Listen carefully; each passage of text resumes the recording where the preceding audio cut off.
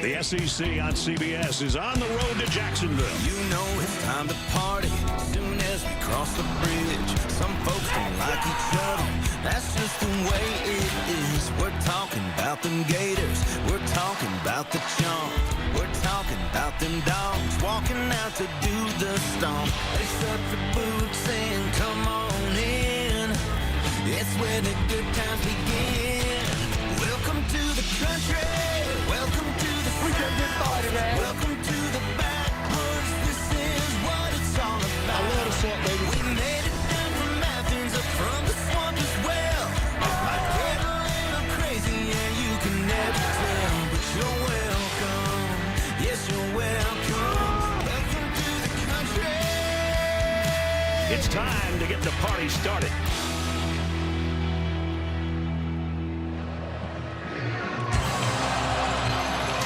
The party being the world's largest outdoor cocktail variety.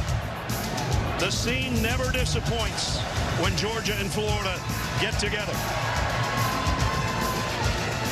On a sunshiny, warm day at Everbank Stadium, the renewal for the 101st or 102nd time, depending on which school you talk to. And with that, the Home Depot SEC on CBS brings us to Jacksonville and the annual border clash between the Georgia Bulldogs and the Gators of Florida. And for the third straight year, Georgia comes in as the #1 team in the country. Well, it's an important one as we take a look at the standings. It always seems to be Georgia alone on top. The top 3 teams all control their own destiny. Florida could put themselves in the driver's seat if they can upset the Dogs. Missouri's got an off week. They play Georgia next week on CBS as part of our doubleheader. Welcome, everybody. I'm Brad Nessler with Gary Danielson and Jenny Dell. Partner, got to tell you, I sat out on the iCruiser for about an extra hour today just to soak in the scene. This one's got a different vibe every year. It's great action. And in here, it's such great history. These two great franchises. I mean, great names, great history, great to be a part of. But there's been a lot of memorable moments, but not a lot of memorable games. Mostly lopsided games. Hoping for a close one here. At least we are. Yeah. 5 of the last 6 have been won by the Bulldogs. But the last regular season loss suffered by Georgia was right here 3 years ago. Not just us, not just the Georgia fans, not just the Florida fans. The whole college football world is concerned about Brock Bowers. The Mackey Award winner for Georgia suffered an injury a couple of weeks ago. He underwent ankle surgery, the tightrope variety. They hope that maybe he can come back by the end of the year, or maybe number 19's time at Georgia is over. So the big question is, partner, how do you replace number 19? Well, you don't replace him with one guy, that's for sure. I mean, he's just too good a football player, maybe playing as good as Brad just told you, as anybody at any position in college football. So obviously it's going to take a group. Let's start first with his replacement, Oscar Depp. He's not caught a lot of passes, just 13, but he's been playing all year, should be receiving more. And then the change of pace. Dejon Edwards, he's smooth, he's shifty. He is the running attack. But when they throw the ball, Ladd McConkey. Can anybody cover this guy one-on-one? Florida's going to have to try to do it. That's the 3 guys they're going to have to replace, if they can, Brock Bowers. Last year, when the game was over, we talked about quarterbacks. Anthony Richardson goes to the Colts. Stetson Bennett goes to the Rams. And you go, are these 2 teams going to be in trouble quarterback-wise? Hasn't panned out that way. You know, this is one of the interesting stories in the SEC. The questions coming in, first at Georgia, who can replace Stetson Bennett? Was Carson Beck good enough to lead this team to a championship again? And for the other side, it was almost mocked that Graham Mertz was coming in from Wisconsin. Right. But have these 2 guys produced? I don't think, maybe Jaden Daniels, but no one in this league is playing any better than these 2 guys, Carson Beck and Graham Mertz. You know, Carson's got a lot of weapons, and I think, you know, a lot of where's to go. But if Florida's going to go, I think Graham Mertz has to have his A game today. X factor, you might ask. Well, the running game, everybody that wins the running matchup in this one seems to win the game.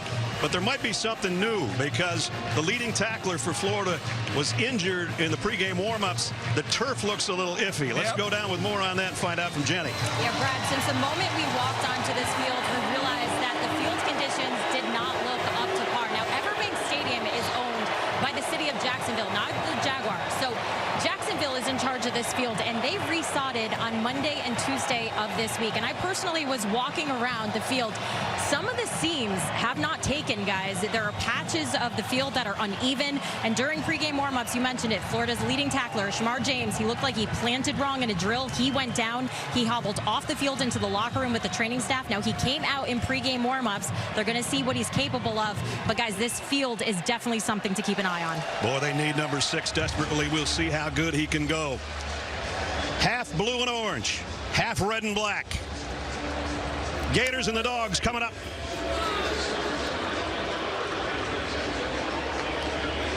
The Home Depot SEC on CBS is presented by the U.S. Army, Sonic, Aflac, and by the Home Depot. Right down south. National championships on both sides in this rivalry between the Gators and the Dogs. Right down south. Some say it's the Georgia-Florida game. Some say it's the Florida-Georgia game. 81 degrees and sunshine. Well, I told you, sometimes they say it's 101st meeting, and some say it's 102nd. Florida's not counting 1904. Georgia's won 5 of the last 6. There's their Mackey winning All-American tight end Brock Bowers, who made the trip. And as Jenny talked with Kirby Smart before the game, just the fact that he's here raises the confidence level of his team that has to play without him. And for Florida, seeing him over there without a helmet on raises their confidence. He went 5 for 154. Remember the memorable moments in this game a year ago. He had that great one where he tipped it to himself down the sideline with a long touchdown. Georgia won the toss and deferred, so they'll kick away. And Florida comes up on a short kick and takes it at the 11-yard line. And bouncing off to the outside, and a nice return out to the 35 by Trevor Etienne. That's a great way to start for the Gators. And our lineups presented by Papa John's. Graham Mertz out of Overland Park, Kansas, by way of Wisconsin. In the last couple of weeks, as Gary said, maybe nobody hotter in the country. 76% completion overall on the season, 71% the last 2 weeks. No interceptions, maybe more importantly. Top percentage of completions in the SEC. Carson Beck is number 2. So he'll line his troops up at the 34-yard line. They love the jet sweep. That's Eugene Wilson. They call him Trey, who was in motion. Mertz, plenty of time, fires down the middle on the run. And it is number 3 all the way to the 39-yard line, Trey Wilson. This is the formation that was so good, and the motion that hurt Tennessee, coming across and then the square in. The potential is to give it to him, throw the screen to him, or how about that? Pickup of 27, and immediately the Gators in dogland at the 39-yard line. Everyone wondering for the Gator fans, would we see the South Carolina offense? This looks like it. Now they go to the ground and pick up about 3 from Montrell Johnson as Kamari Lassiter made the tackle for Georgia. Here's the rest of the offense for the Gators. They get their center back, Ricky Pearsall, coming off a career high in the last game. He's the main target for Graham Mertz, although Mertz hit Eugene Wilson the 3rd on that opener. Montrell Johnson along with Trevor Etienne, the 2 top backs for the Gators. In the pistol set, play action. Mertz wants to throw it to Johnson, and he's taken down. Well, not quite. I thought he was going to be taken down by Chaz Chambliss, but he got away. He did, but still held him to no gain. The Georgia defense, and Florida loves the screen pass. Actually, both these teams love the screen pass, and Georgia was ready for it. Yep, didn't touch, did he? Just his hand. Now let's see if that Georgia offensive line can stand up to this pass rush. Florida, one of the worst 3rd down conversion teams in the country.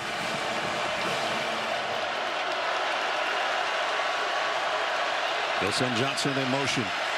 He pump fakes that way and comes back the other way, and it's going to be a first down to Trey Wilson.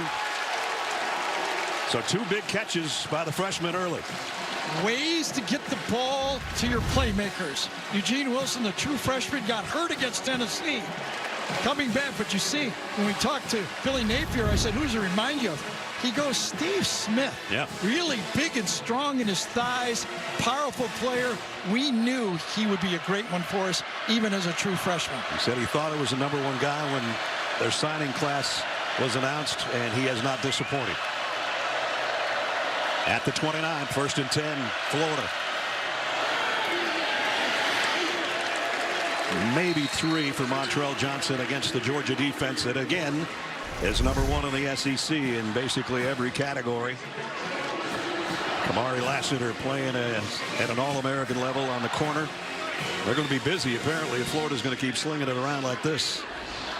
Etienne now comes in to the backfield behind Mertz. As you look behind them in the pistol set, 2nd down and 7.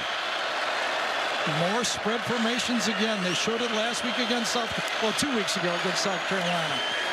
Here's a slip screen to the outside. Georgia waiting for that one. Wilson, no gain. So we've been watching this Georgia defense for a few years now, and they've been on top of the league because of this. They pursue great athletes. We're talking about those great signing classes.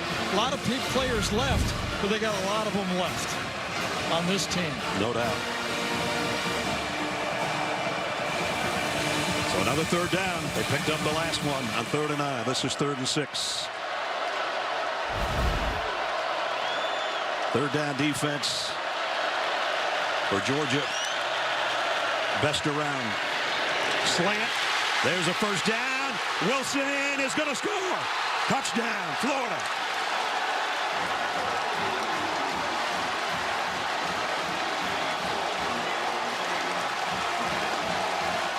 "25-yard touchdown strike." The indicator put a man in motion. That tells the quarterback, obviously, bump off. Ooh, I like my look. I got a slant to the top. A perfect throw. If you're going to throw a slant pass and you want yards after catch, put it right on the number and see if he gets in before the knee comes down. I think he did. Ball looked like it crossed the line before that knee hit, and capping a 66-yard drive. That was effective. That was on a 3rd and 6, the touchdown throw. I'm going to take a look at it still.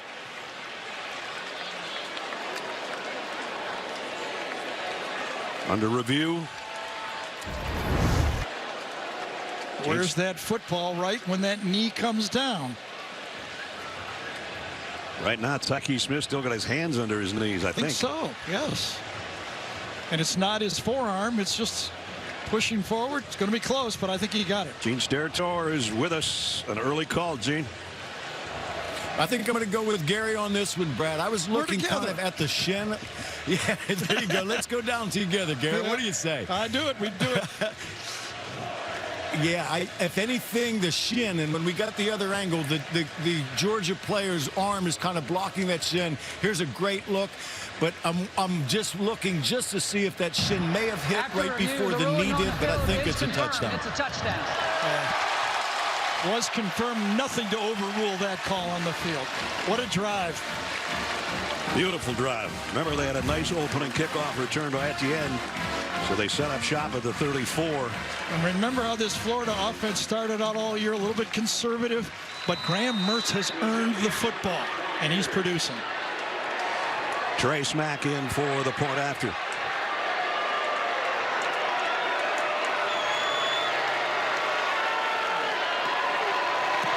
An early shocker against the #1 defense in the conference. Eugene Wilson, Trey, had 4 catches for 62 yards on the drive. Mertz was perfect, and the Gators up early by 7.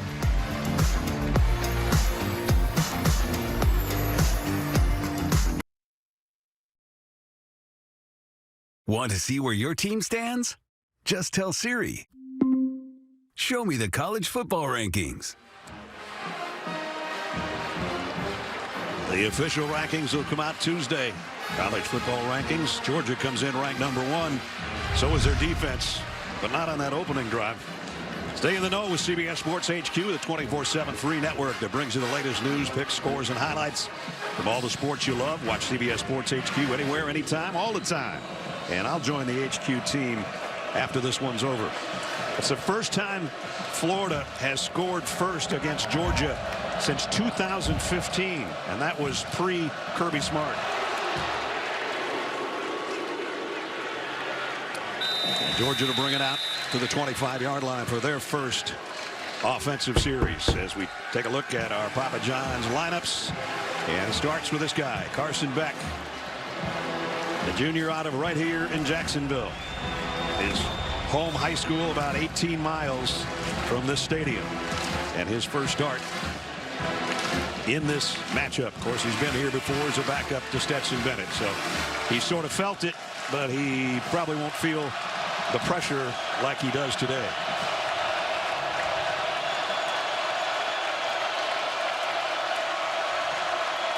First down from the 25.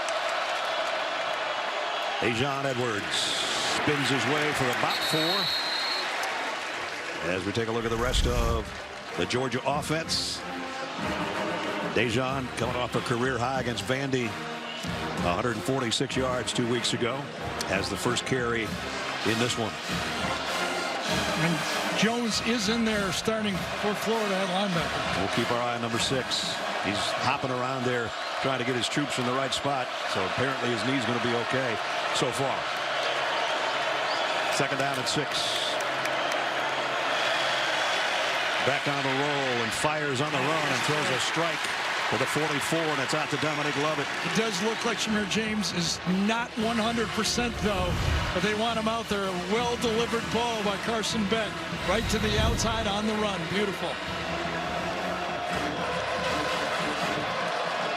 First down from the 44. Bobbled it a little bit.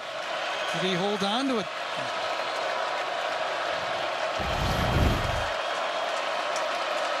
Now Georgia trying to get the snap off, and they do. And spinning out across midfield is Dylan Bell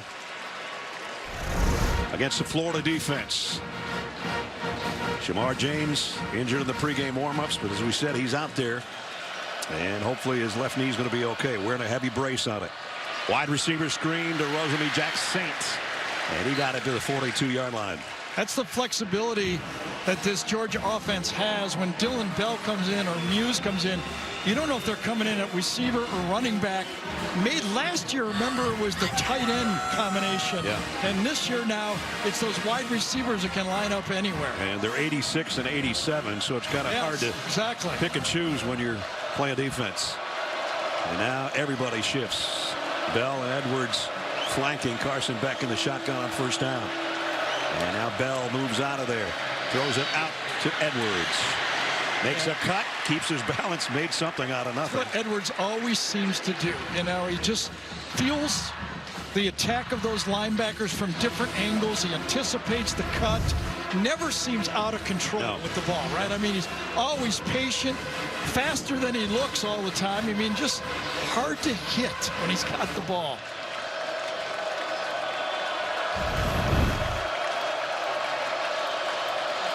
Got it just outside the Gators 40-yard line. Second down and 8.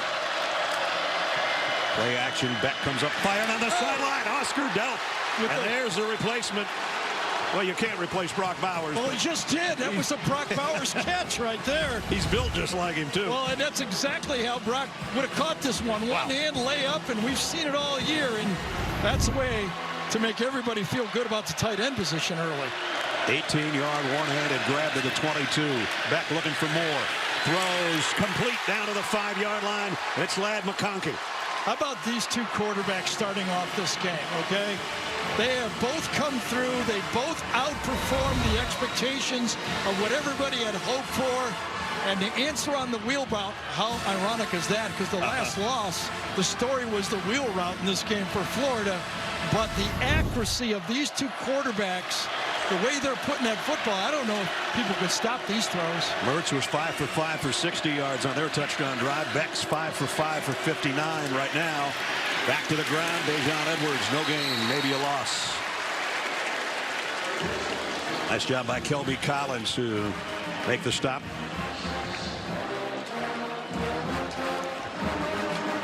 Second down to go. Halfway through the first quarter, an exciting one in both directions. Georgia's had a little issue scoring touchdowns in the red zone. They're looking for one here to tie things up. Kendall Milton checks in to the Dogs backfield for the first time. He'll get to carry. Goes for a couple. Got it down around the 3 where it's 3rd and goal. Ran right at number 1, Princely Manellen, and he made the tackle. You know, that's been the challenge for Princely. He's been good rushing the passer, but Georgia's going to run right at him. And that time he made a good stop. Gators change up some defensive personnel. Georgia likewise on offense. Second in the country in 3rd down conversions are the Bulldogs. They'd love a 3rd and goal conversion here. Beck fires high and nobody home. Rosamie-Jack-Saint was the only guy that could have got a hand on it, and he said, Carson, you got to bring it down. I'm only 6'2". I'm pretty sure Kirby will go field goal here. Doesn't want to get the other team feeling too good about himself. Good stand by this Florida defense. Nowhere really to go with the football. You got to take 3 here. I agree with this. And that means Peyton Woodring, the freshman kicker, 12 out of 15 on the year. Started a little shaky early in the season, and since has an 8-kick success streak. This would be a 22-yard attempt out of a Carson Beck hole. Woodring from 22 splits the uprights. Well, Georgia goes the length of the field, much like Florida did, but had to settle for 3. But so far, we've seen trying to replace Brock Bowers some different people, including Oscar Delp. Got him down close. They had to settle for 3.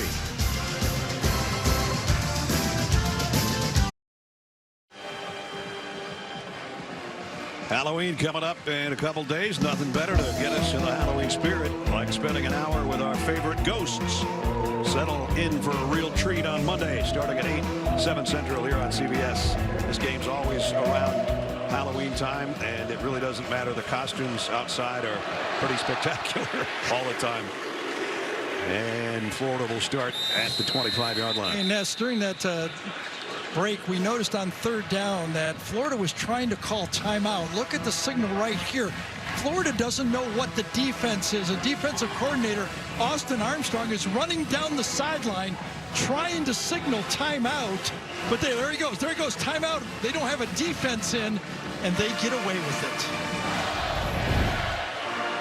Armstrong, who was a quality control coach back in Athens in 2019, and now in his first year as defensive coordinator, boy, they have improved immensely. They're about 127 yards less yardage given up a game, and 9 or 10 points less than this time a year ago. So that's been a bright spot for Florida too this year. Mertz throws, and Pearsall with a reception, but just a short gain. Brought down by Jamar Bullard. Ricky Pearsall, their leading receiver. That's his 45th catch of the year.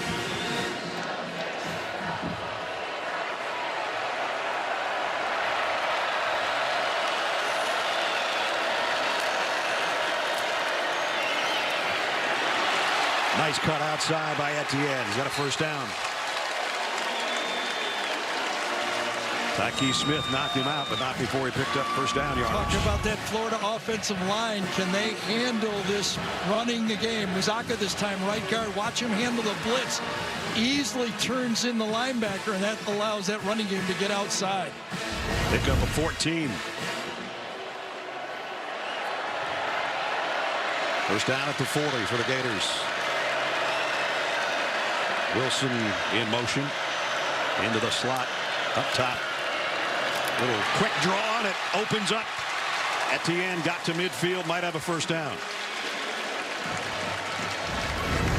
Well, start out loosening him up, throwing, then you throw the kind of the quick screen to the outside, and all of a sudden he's blocking inside work. And that time it was Hansen coming across on the split zone inside. Beautiful. And he did get the first down just over midfield. Here's a jet sweep, and down and around. And Pearsall is going to go down for a loss. I'll tell you, that's a 10-yard gain for Florida, because if that ball isn't caught by Pearsall, that thing's going to be back there 10 to 12 yards. Watch this catch by Pearsall. Whoa! One of his best grabs of the year. Yes. Well, he's had a good one. Yeah, he has. That one-handed one was pretty spectacular. That's a 1-yard loss. It was actually a 9-yard gain. 2 tight end set for the Gators. They've been using more and more. Their young tight ends improving week by week. Etienne just blasts off the left side, got back across midfield again. Talk about good catches by Ricky Pearsall. Don't see too many any better than that one. Oh, man.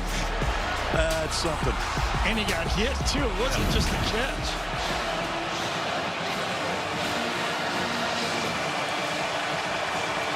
Third down and long. Yeah, and they're 2 for 2 on third down so far in this game. That could be a story. And they've been terrible all year, but they picked up 3rd and 9 and 3rd and 6 en route to their touchdown. This is 3rd and 11.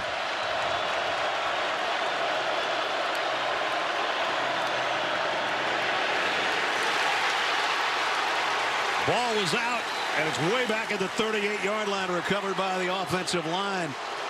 I think it was Jalen Walker that came around the edge that time.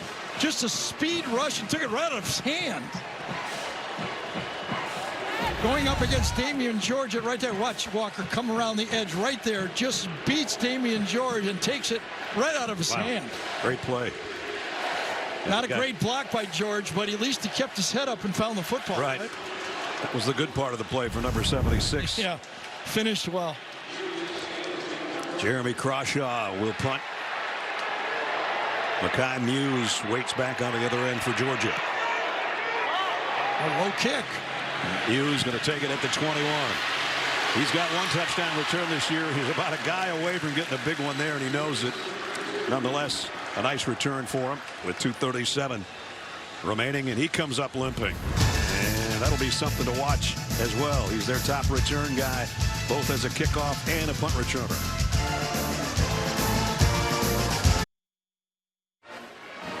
Now it's time for Do Project Smarter, presented by the Home Depot. I said to my clever partner, how do you replace number 19? Well, Ness, here's what you came up with. Yep, I had a 5.5-hour drive to get here. Okay, so when you drive, you think a little bit. How do you replace 19? Well, the 2 tight ends, first of all, if you add up those 2 numbers, we're at 11. Okay. Yeah. So we got 8 more to go. Let's take Ra Thomas. We're getting close. Okay. Yeah. Who we got? Let's go Kendall Mitten. We're at 18. 1 more. Rosemary St. Jack. How about that? All equals 19. Well, now it's all right to go over that. They just don't want to go under. Exactly. You want the over, not the under. First down with Brock on the sideline with his teammates. Carson Beck fires out on the flat. There's John Edwards. Incomplete. Let's check in with Jenny. Well, you mentioned Brock is on the sideline here. Coach Smart told me his presence alone brings a sense of leadership. He said Bowers is here to help aid the young tight ends, give them more confidence. And him traveling does count against their allotted travel roster of 74. That just shows how important he is to this team, guys. No doubt. I think he's the best football player in the country at any position. And whether he makes it back or not, his contribution to Georgia for 2 national championships in 2.5 years will never be forgotten in Athens. That's for sure. That's for sure.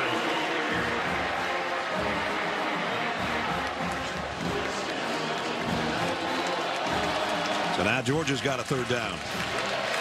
Wasn't thought we might see Amarius Mims, offensive tackle they lost early in the year. I guess it was the Auburn game. He had tightrope surgery as well, but they gave it a try, and they're still sticking with Truss at right tackle. Kirby Smart says, I'm getting pretty good at this tightrope surgery stuff. Yeah. I've had too many of them. 3rd and 4. Beck with a blitz coming. Zipped it across the middle, complete. First down, and on the run is Ra Thomas. So there's number 5 chipping in, as Gary said, for number 19. Well, that's the formula right there. They got a lot of good receivers, a lot of good players, and this time it's a 6-man rush, and Georgia picks it up and allows Carson Beck to step in the throw.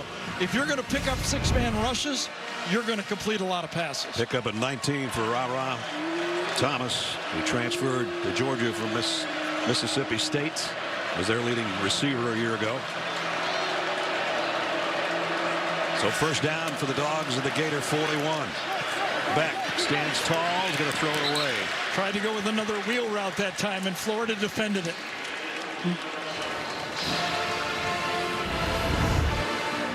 Going to come right out on motion and then watch him go up the sideline, defended well. No one to throw the ball to. Maybe could have hung in and thrown it over there, but when you're feeling that time in your head, you know, get rid of the ball, especially on first down. Scooby Williams did a nice job staying with Delp, who was part of that double wheel route really over that sideline. So wisely for Beck, just toss that one away, live for another down, which is 2nd and 10. Muse in motion. Beck, look out from behind, got the pass away, and he threw a strike. Ladd McConkey, touchdown, Georgia. 41 yards.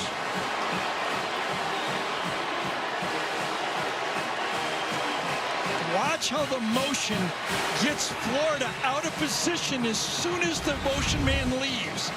Man-to-man here, but when the motion goes, all of a sudden, that's the guy that got him. Look at these, 5 yards outside.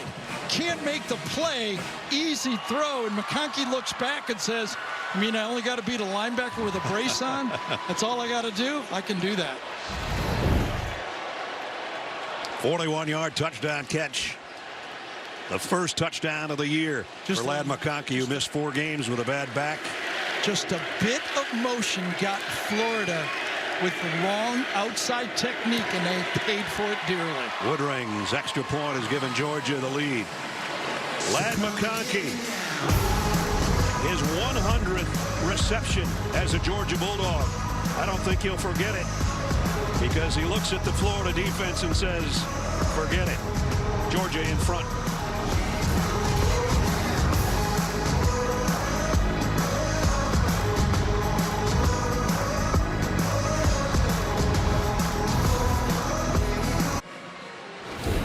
It's time for a taste of tradition presented by Sonic. Florida Georgia Hall of Fame inducted 4 new members yesterday.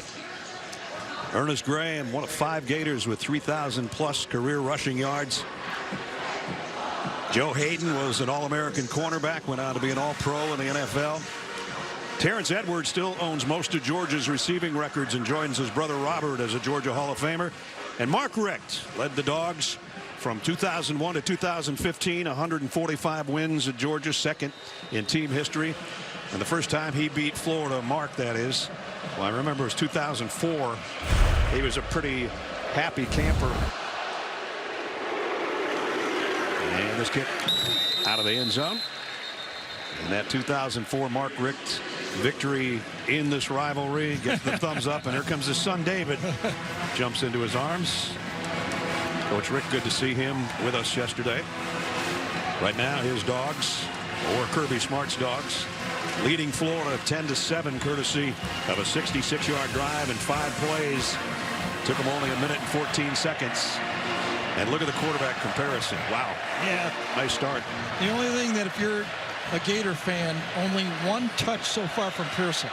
1 touch for -1 yard, I believe. Montrell Johnson on the move behind Mertz. Graham sets up, flushed, flag, probably a holding call on Florida, and he throws it out. Incomplete. Let's see if the... It does seem to happen all the time when that quarterback leaves the pocket. You know, those offensive linemen are allowed to put their hands on the rushing person when they stay inside the body. But when the quarterback runs, the offensive lineman doesn't know it, and they end up kind of latching on. I think it's going to be an offensive face mask. If the preliminary signal that I saw from Matt Leffler. And here's the call. Personal foul, face mask on the offense, number 65. Half the distance, replay, first down. Agwakin, the center that they just got back to health, is the guilty party. Missed 5 of the first 7 games. He's right in the middle of the screen, number 65. Protection starts out being, it actually happened real early in the play. His hands went up right away, and then he yanked them down.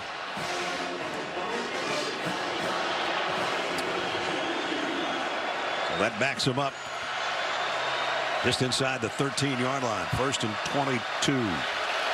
That's 2 consecutive plays, the strip sack and now this holding penalty. They'll play it safe on the ground, and a good choice and a good run, a great run. Wow. Johnson just keeps on going. Was that right about 14, 15 yards, wasn't it? Yep. That's going to make second down a lot easier for him. They run the ball this time right at Chambliss, number 32. Good job by the right side of that offensive line.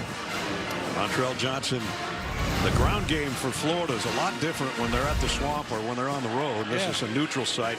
You figured if they split the difference here? Yeah, 125 would be good. And they had 30, well, they got about 30 yards. So they're right on target. And that includes, by the way, the sack, the strip sack. So they're running the ball very effectively. Empty backfield. Mertz fires to the sideline. Complete out to the 30 to Hayden Hansen, the tight end. Still going to bring up a third down, but a more manageable third down than it would have been without that Montrell Johnson run. When I talked to Rob Sale, he said we would really love, if we're going to get third downs, we would really love to get it inside 3rd and 5, 6. When we get 7 or 8, we feel the pressure here. Well, he's got what he wanted. Rob's 3rd and 5. Let's see what you got. Seems a bit longer, though. It seems almost 6.5. Oh, nice. They get it anyway, yes. I think.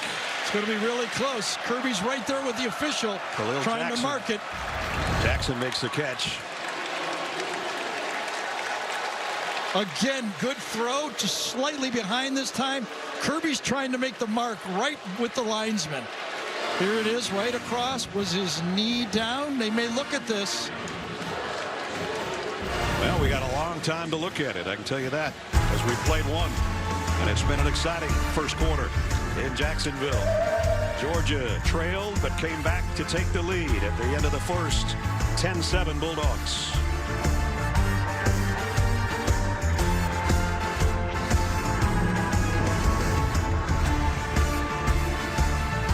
Here's our replay official. Matt Leffler is our referee, who's under the hood or into the hood right now. Taking a look at this last play. Gene Steratore, our rules officials, with us too. Kirby's right on the line right there, ready to make the call. You know, it's pretty funny.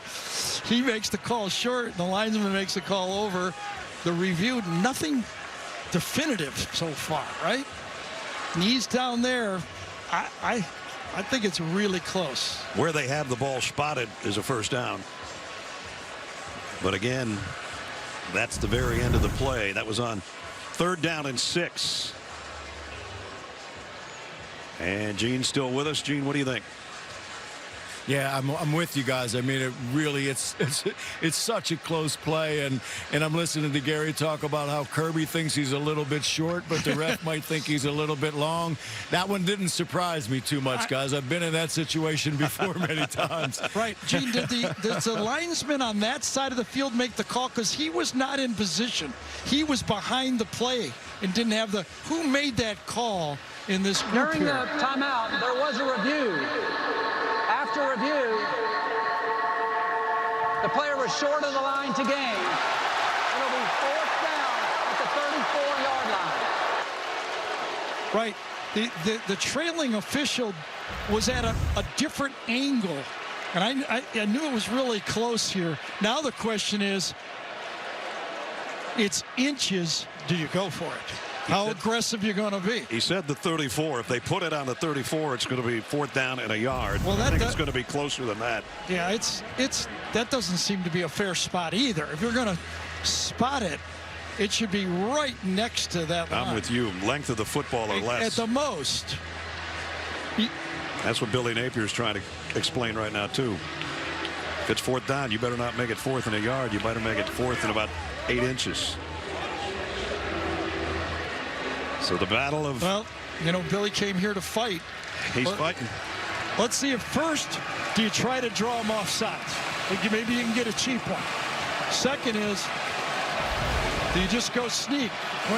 See, that's 2 feet. I don't think that is where the ball was. I don't think so either. If it's short, it's closer than that.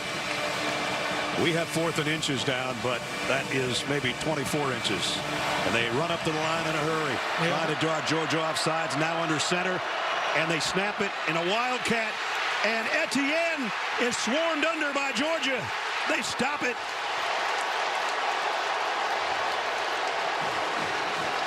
What a huge play in both directions. Snapped it right through the quarterback's legs. That was going to be a pass. Etienne is left-handed.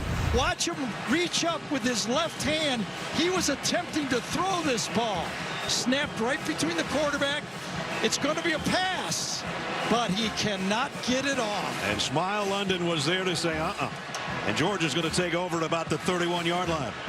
Right between the quarterback's legs.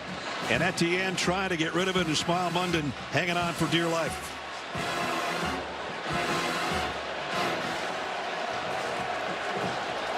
So a golden opportunity for Georgia here on offense from the Gator 31-yard line.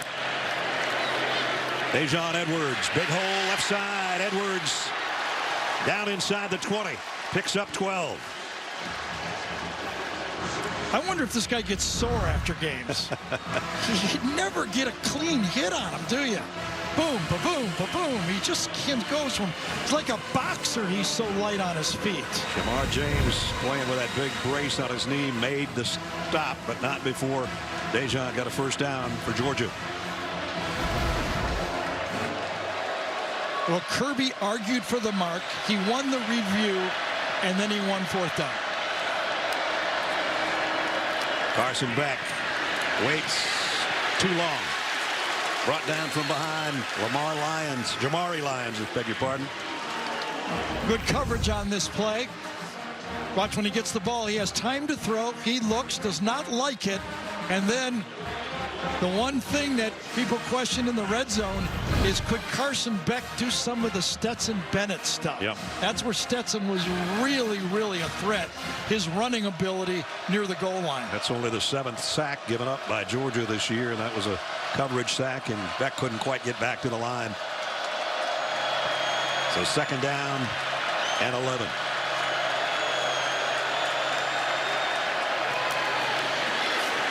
Edwards to the edge.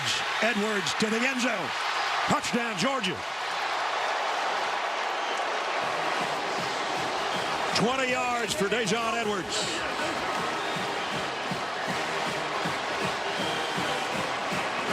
Hey, the block at the point of attack. Watch it right here. Watch this block on the outside. It's Truss. Watch him turn him in. And boom, now your running back's gone.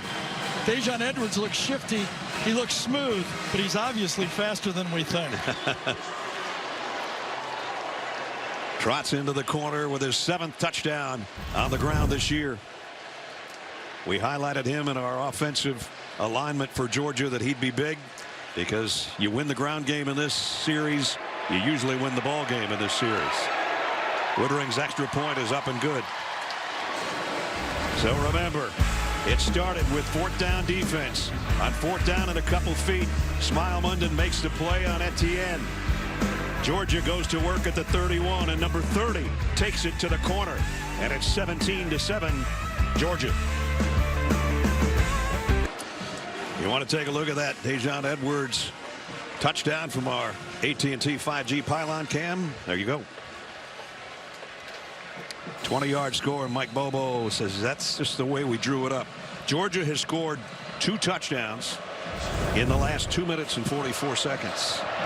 Remember that game a couple of years ago when they scored like 17 in the last 2.5 minutes of the half, whenever that was? One's almost impossible to forget. Exactly. Let's send it back. Adam Zucker out of New York studio. Jeep update. Zook, what do you got? Well, Ness, we've got the 5th lead change of the second half in Lawrence, and after a monster 4th down conversion, Devin Neal with no resistance puts Kansas on top of number 6 Oklahoma with a minute to go, a 5-point lead there. The Jayhawks have lost the last 18 to the Sooners, guys. Wow. Fired up, and Kansas and Oklahoma would drop from the undefeated ranks if that holds up. First 3 possessions, a touchdown, then a punt, then on a 4th and about 2 feet, Georgia stops the Gators. So let's see if they can get back to the gear they were in on their opening drive, where Graham Mertz was perfect, and they took the 7-0 lead. Georgia with a blitz. Mertz running out of time, going down, back at the 15, and it's Dumas Johnson. Well, this time I think it was Smile London comes in and takes out the first blocker right here. and then coming around, watch the block. The running back, Etienne, does not get the block. Gets just a piece of him. Running back, you got to square up on those blocks. That caused the sack. That's it. Crisscross inside linebackers. I mean, Georgia's been doing that for 25 years. Yep. And they've been struggling for sacks or havoc plays, whatever you want to call it, but they still don't give up a lot of points. And Mertz is in a little bit of trouble again. The ball is out again, and Georgia's got it. Marvin Jones, the linebacker. Scrambling up in the pocket, you have to have two hands on the ball. Mertz just in his right hand, carelessly in the middle of the pocket. This can happen. Comes up, just takes right out of his right hand. I think it was Ingram Dawkins, right? Number 93 that got his hand on it. Or maybe his own lineman. Let's see. There you go. You got it. Boy, takes it right out of him. He really had more than just one hand on the ball, to be fair, looking at it the second time. But as he moved up in the pocket, coming around, just one hand. And boy, those guys are good at that. If you go to practice, that's all you see them do now. Right. They come around the edge and they go for the football. I said to Kirby Smart yesterday, have you ever had a season like this where there aren't any fumbles caused? And he said, I can't put my finger on it, but sometimes they come in bunches. Well, Ingram Dawson just put his finger on it right there. No doubt. First down at the 11. Kendall Milton. And remember that stat you threw at me from 2021? They better be careful. They're going to have one just like it right here. There could be an implosion here in the second quarter for Gator fans. Let's see if the Gator defense can force a field goal. It seems like it's almost mandatory here. The Gators threw the first punch, but since then. It's rat-a-tat-tat. Yep. 4 wideouts. Dylan Bell was in the backfield, and that comes over in a slot, so it's an empty set. From the 9, Carson Beck, quarterback draw. Beck. Oh, he went the wrong way. Well, he still got it inside the 5 to the 3. He did. Effective play, good call, spread it out, good time. Watch if you don't think he should have gone left on this play right here. What if he just stopped right there? Oh, it just looked like if he went that way, he had it, didn't he? Oh, well. We're all not great runners, you know. They're down at 2. You know he's just going to kick himself when he watches that. Sure.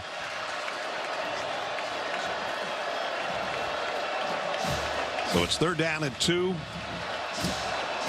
And Georgia can get a first down at the 1-yard line. And we're going to have a timeout.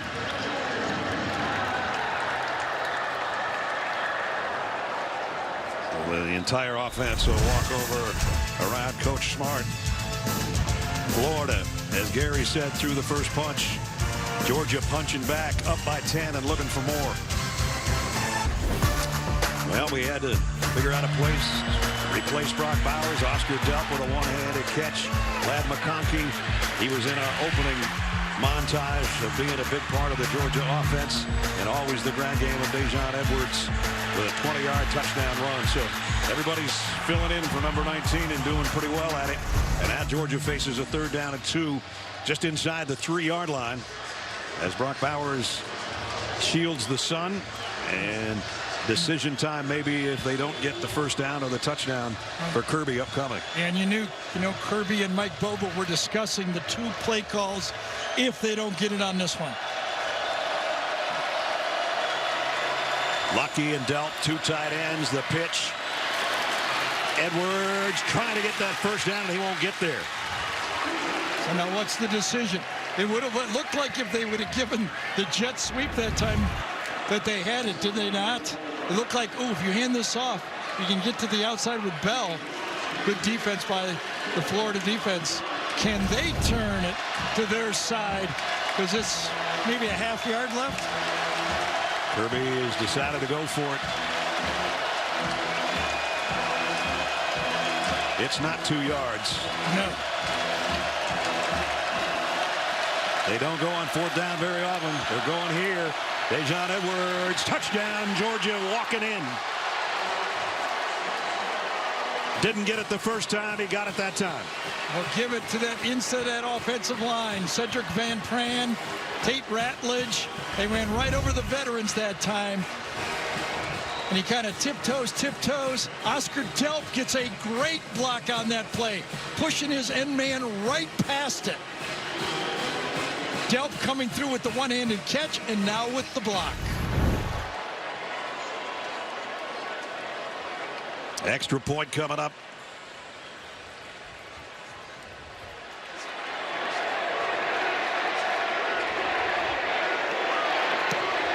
And it's up and good. Yeah.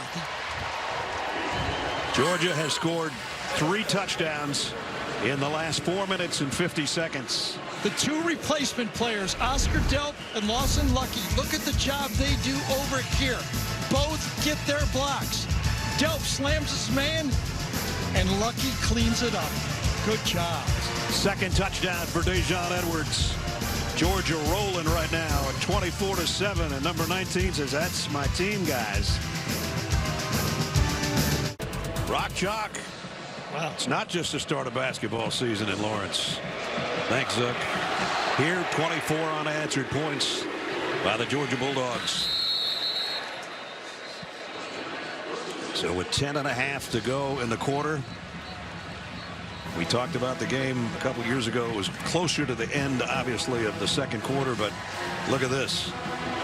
3 touchdowns in 5 minutes and 49 seconds. And it really involves 2 turnovers in there. The short yardage play on fourth down, and then the actual Fumble. turnover. Yep, they were short trips, but they all add up to the same amount of points. Right now, Florida, after that great opening drive, needs an answer right here. Well, they need to throw quick passes. They're not able to hold up very long in the passing game. But number 1 and number 3 got to get the ball again. Johnson lost it a yard there on the ground. Ricky Pearsall has 1 catch. Remember the way they started out going to Eugene Wilson? I mean, it was a nice script to start the game, but now they got to figure out a way to get the ball back in those 2 guys' hands. Zion Loeb made the tackle on Johnson for a loss.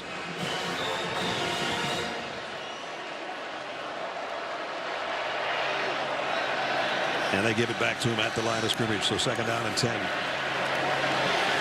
They fake the end around. Mercer has to throw it away. Boy, Marvin Jones right in the middle of that screen. Reading his keys, doing what he's supposed to do. Don't get mesmerized by all the action, the play action. And the outside linebacker forces Florida to throw it away.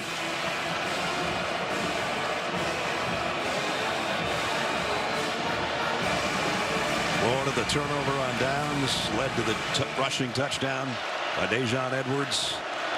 4 plays later, another score for Dejon from the 2. Now it's 3rd and 10 for a team that has a trouble with 3rd down conversions, and Mertz in trouble again, and he's going down again.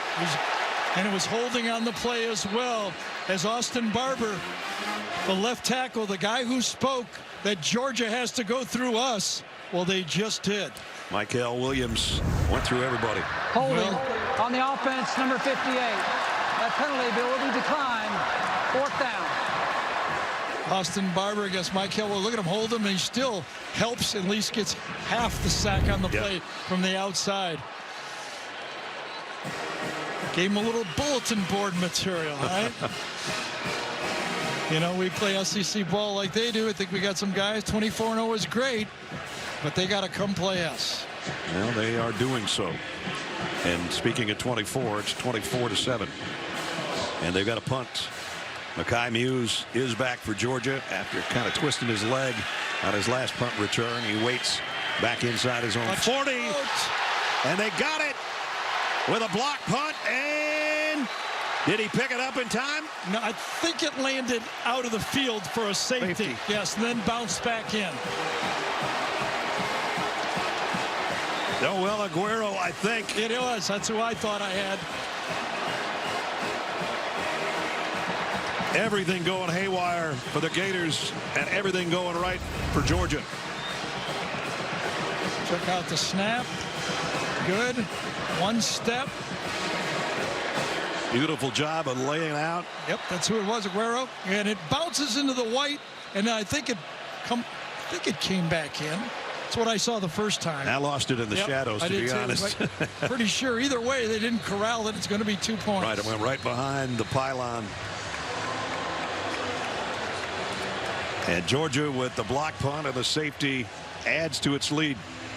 A little bit of everything. Georgia winning football. That's been the story. How they've strung these 24 straight SEC games together.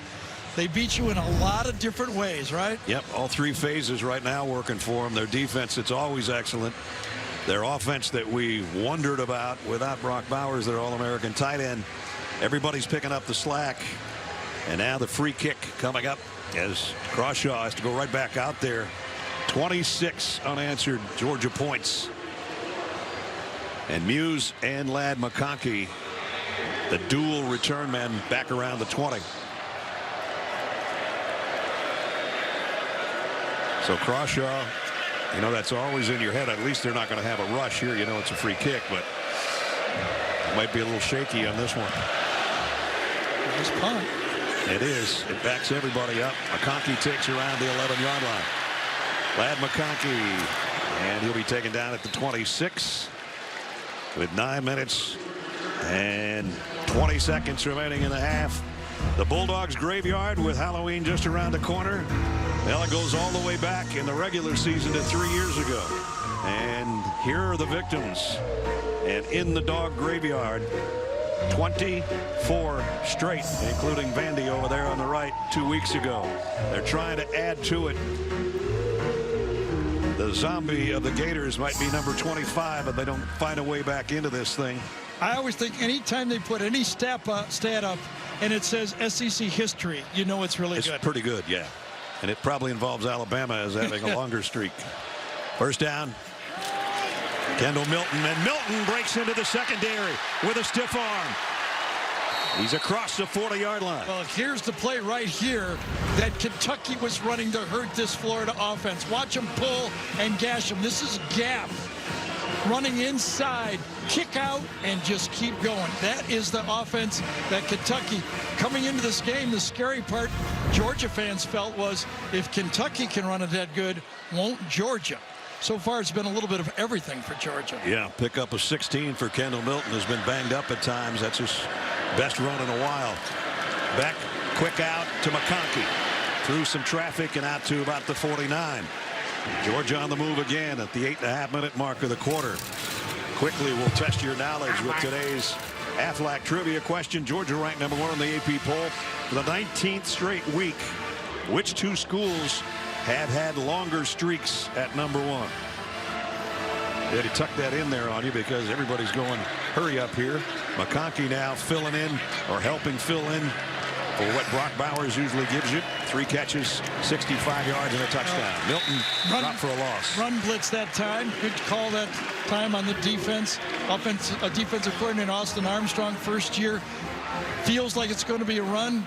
Comes off the edge. Too many guys. Man Mielin made the tackle. First 4 possessions for Georgia. Pretty good. But again, a couple of short trips in there courtesy of their defense. Short fields. Dog fans enjoying what they're seeing here. 3rd down and 5. Dejon Edwards back in at tailback. He has a little conversation with Carson Beck and McConkey in motion across the field. Here comes a heat in a hurry. Beck throws incomplete. That was intended for Ra Thomas. And it's 4th down. Yeah, Jason Marshall in good phase that time. Forced a perfect throw. Late hit, but he was quickly getting rid of it and kind of tossed down. Nothing real serious. Georgia leaves their offense out there on 4th down and 5. Yeah, trying to draw them off sides. I can't imagine. They're just going to say, can we get a cheap 5 yards? Doesn't matter where we punt from.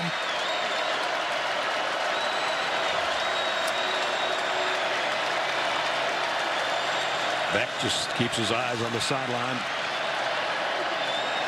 as the play clock goes down under 5.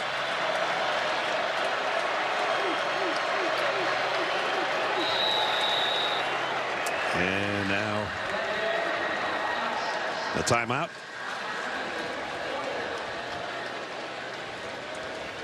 I don't think they took a timeout. I guess not. They just took the flag. Just take a 5-yard penalty. Again, where they punt from is really meaningless. Kirby's telling Carson Beck, we don't want to get greedy. Beck, the Jacksonville native's going, let's keep going. It's going pretty good. The midway point of the 2nd quarter. Brett Thorson will make his first appearance. Well, if Florida wants to make this a football game, this is the time when they get the ball. They need to put some points on the board.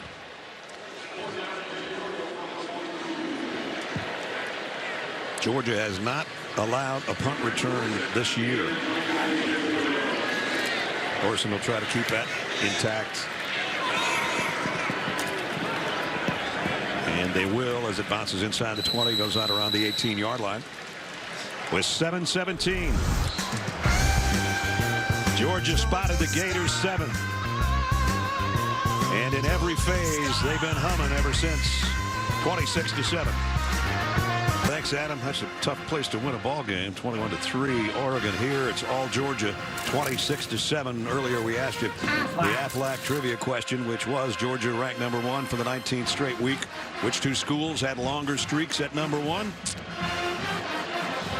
USC with Pete Carroll, 33. And that great Miami team in the early 2000s went 21 straight weeks. It's a lot of being #1. It's a lot of #1. First down for the Gators.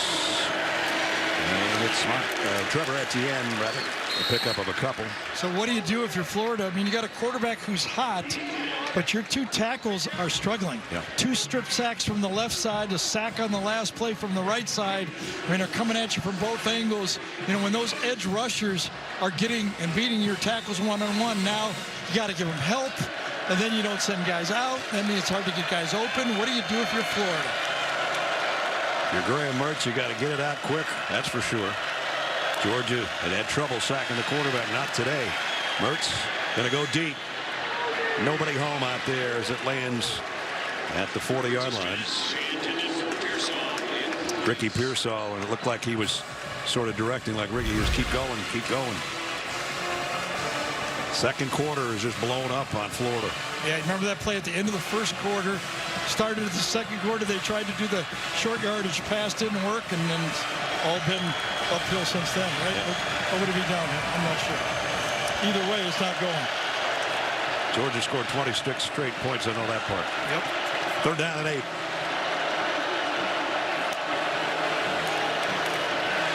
Mertz running for his life again. Gets it out to Wilson in the flat, but he's just going to get back a little bit past the line of scrimmage unless they call a late hit. And apparently not. So Mertz looked left, but Lassiter, corner for Georgia, did a good job early. No release here by the receiver. He's trying to get rid of the ball quick. Nothing, gets stoned, and then he has to get out of the pocket. Kamari Lassiter, good job by the outside, man-to-man coverage. Nowhere to go with the ball, and Mertz has to bail. He can't stay in there. He's just, giving up 3 sacks. Croshaw standing around the same spot as where he had the last one stuffed back into the end zone on 4th down and 8. Part of the Georgia barrage of points with that safety.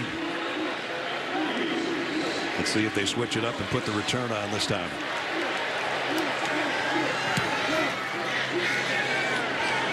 And Muse backpedals to about the 22 and collared down right there. Yeah, nice job. I don't think that's a horse collar. No, I didn't mean to say it that way. I understand. It's But part of his collar. He got him. He was in front of him. Yeah, close. What do you do on that? I mean, you can see that from Georgia bench. There was a horse collar. You do wonder now if you watch it the second time, if he doesn't grab him, he's past him. Gene's territory. We try to keep Gene busy with things like this. Keep me a little busy. Yeah, guys, the first hand starts at the side, but then you clearly see 2 hands under the collar, quick, abrupt pull backward. By rule, that's a horse collar foul, in my opinion. Yeah.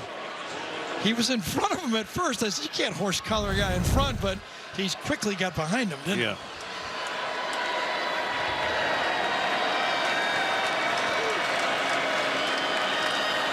So Georgia starting at the 20-yard line. Dejon Edwards just keeps on rolling for 10 or 11 more on a first down. Well, much like Vanderbilt 2 weeks ago, Dejon came to play. Sure did. Had his career best in that football game, running the ball. He was, their possible face mask miss right there. About 3 of them. 1, Yeah, Cam 2. Jackson reached out, yes. And 3. We always wonder up here, how could somebody not be watching the running back and see that, right? At any rate, it's a first down at the 31. McConkey in motion will settle in on the left side. Beck looking that way. Carson Beck airing it out for McConkey. Just overshot it. Let's check in with Jenny. Well, Carson Beck's history with this rivalry, it dates back to when he was just 6 years old, attending the games as a Gator fan. Now, growing up in Jacksonville initially directed Beck's childhood dreams to Gainesville. He committed to play baseball at Florida before realizing that football at Georgia was his destiny. Now, Beck, has played at the stadium once before. It was a peewee football game at 11 years old, but today, guys, at 20, he's leading the charge in red. Yep, they lost that game, by the way, when he was 11. Right now, he's up 26-7. Here's a thrower at Bell. Receiver screen. He got one block and made something out of it. Yep, that's enough. That's what you're looking for on second down. You got 2nd and 10. You go for the home run shot on first down. Don't get it. Okay, get me in a comfortable position for 3rd down. And good job by Bell reading that block and getting in position for 3rd and 5, just less than 5. Lawson Lucky got out there. The tight end, the second tight end other than Oscar Delp. It almost doesn't need to be said, but Lawson Lucky was a 5-star too. Exactly. There's a whole bunch of those out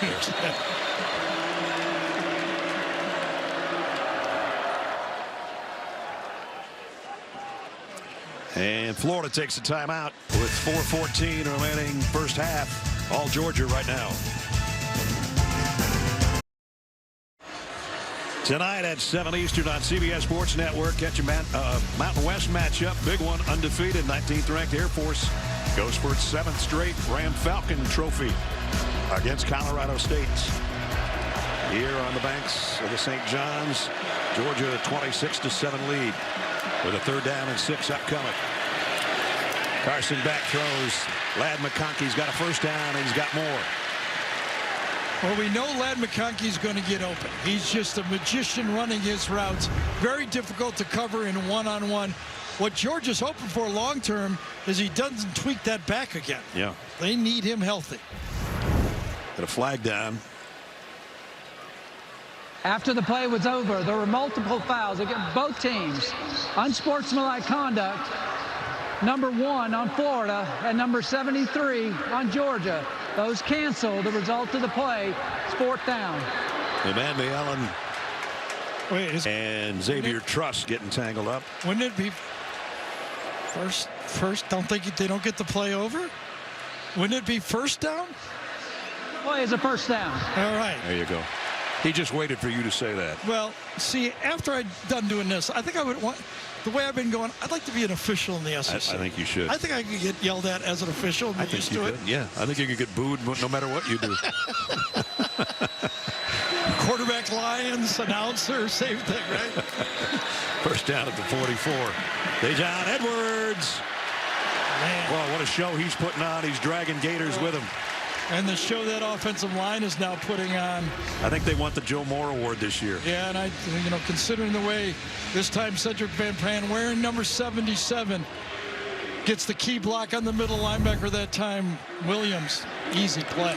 18-yard pickup for Edwards. Now Beck got dropped for a loss by Van Mielen. Van Mielen that time zone keeper should have given it.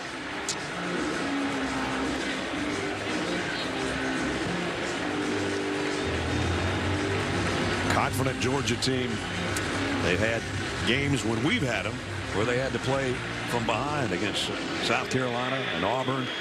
And then they put it on Kentucky and everybody said, oh, that's the Georgia team we've been waiting to see. They spotted Florida a touchdown in this game and have scored 26 straight since.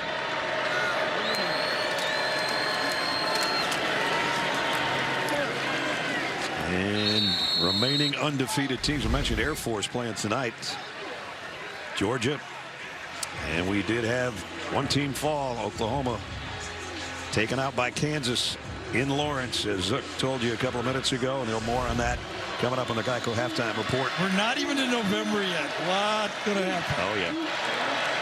But the schedule that everyone said for Georgia was so easy this year, or supposedly, has turned into anything but, because what they've got in front of them is a Missouri team that's lost only once and is off this weekend. They still have Tennessee left. Right now they're handling business against Florida. Beck going deep, just off the fingertips of Dominic Lovett. Dominic Lovett did a nice adjustment to the ball here. He was covered, but he read it well. Watch him read the ball and kind of stops and jumps in front of the defender. Would have made a really nice play. Instead of keep running, you got to judge it quickly. He makes the judgment. Could have made the play. That would have been a nice one. Yep. Bryce Thornton was back there in coverage. Lovett came in with 31 catches, has one today. If they don't gain any yards here, it'd be about a 53-yard field goal. I don't know if they're freshmen. What are they doing? Are they going to go for it? No. They're going to try to draw them off. They still got timeouts. Yeah, they'll use it this time.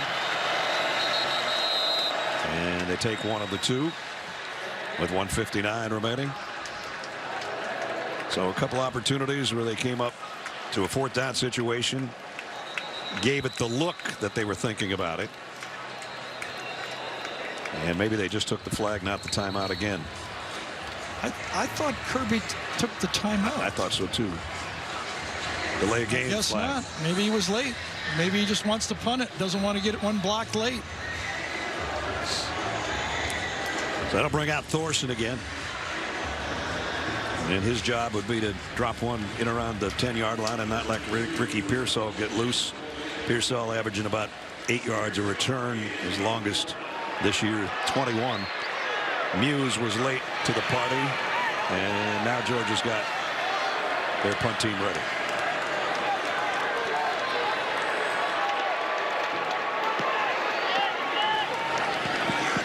Thorson's kick bounces and goes out around, well, scooped up around the 9-yard line, so did exactly what he was supposed to do. One thing with Kirby not taking the timeout is he now can use them and force Florida to punt. They've already blocked one. Yep.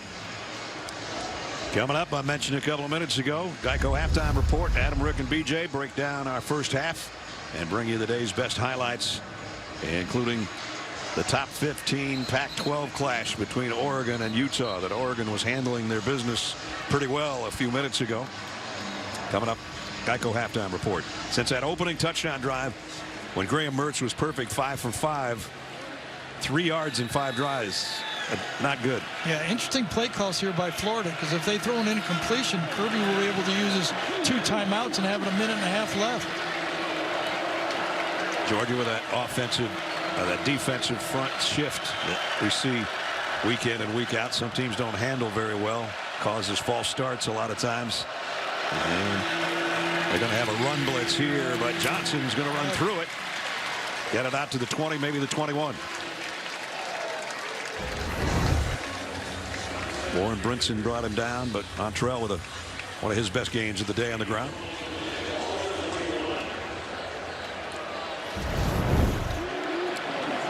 Clock moving at 1:35. Send Boardingham, the tight end, in motion. Mertz, deep middle, got it! Down to the 50 to Pearsall. Well, he had plenty of time to throw. Pearsall comes across the formation, kind of a constricted formation, bunch, good protection. Here it is. Pearsall goes clean across the field. Good coverage. Great throw, better catch. 29-yard pickup. Georgia now the blitz on first down. Mertz has to get rid of it in a hurry. Incomplete, intended for Johnson. Jackson, beg your pardon, Khalil Jackson. And the Florida fans want an interference call on Tyke Smith. You are right that Mertz had to get rid of that ball way before. I don't see anything that would warrant interference on that ball. Don't even know if it was catchable. Tyke, who leads Georgia in interceptions, coming in with 4, and actually is 3rd in the country in that capacity. Georgia has their blitz team in. Jalen Walker in the game. 2nd and 10. Mertz has to step up in the pocket and throw short and incomplete. It was Jalen Walker coming around that time, the outside. Again, both tackles having problems handling that speed rush from Georgia.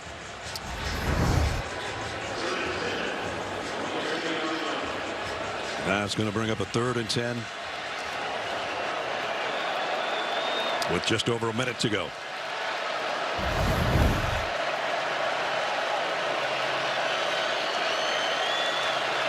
Johnson will rejoin Mertz in the Gator backfield. Georgia almost a one-hand catch by Jackson. Lassiter said nuh-uh. I'll tell you, Kamari Lassiter is doing a great job to the outside right now. For whatever reason, he is in the hip pocket of these receivers. Hand fighting. I think it's fair game. Both of them are fighting. Would have taken a perfect throw and just outside. Interesting decision. Boy, if you give the ball back to Florida right here. Georgia, you mean? Georgia, excuse me. 4th down and 10. Georgia still got 2 timeouts left. There's a whistle. Yeah, Billy Napier went down there. He's going to talk this one out. Called timeout just before the snap. Remember, they went on 4th and a couple of feet. That ended up being a Georgia touchdown.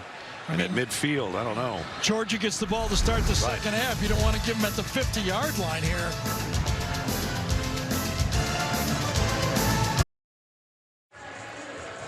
We'll see what Billy Napier's decided on a 4th down and 10 with 58 seconds remaining. I think he's decided to punt it.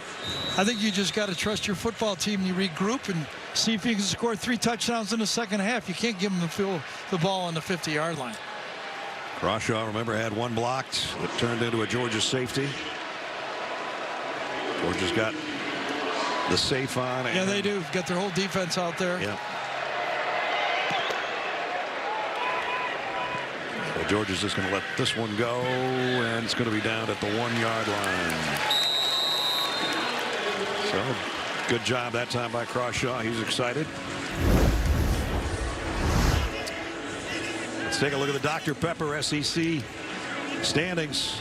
Georgia perfect at 7-0 and 4-0 in conference play. Florida controlling their own destiny. Should they be able to upset Georgia, they would have the tiebreaker. But right now, that's not going so well. We mentioned Missouri, number 16 in the country, idle with a date with Georgia on CBS next week. So that's going to be another test in Athens for this Georgia team. But right now, they look the part of the number 1 team in the country. Just one last note here. Only 1 timeout for Florida. Take a knee. Florida will not be able to force a punt by Georgia here. Just don't do it in the end zone. Don't do it in the end zone. And they got just enough to give Carson Beck a little more knee room.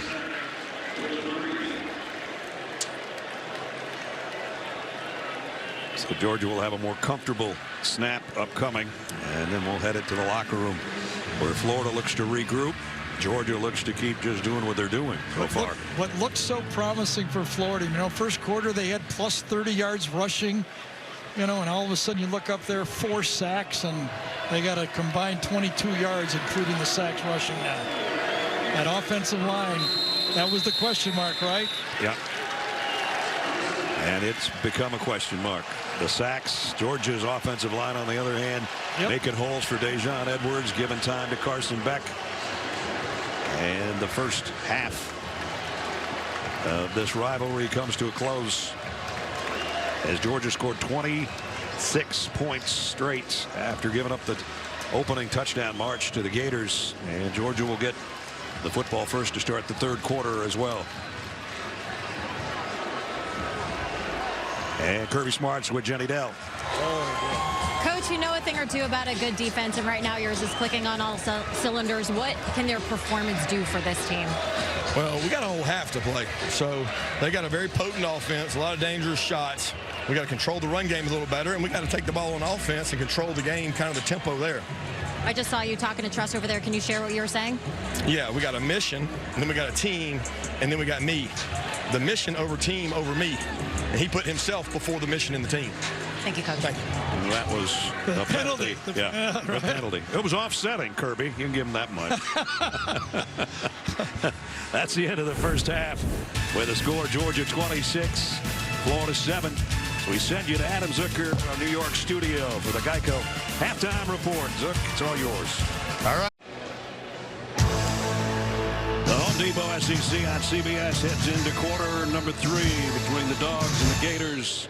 All Georgia right now 26-7 after spotting the Gators 7 points here at Everbank Stadium in Jacksonville. They scored 26 unanswered, and they'll get the second half kickoff as well.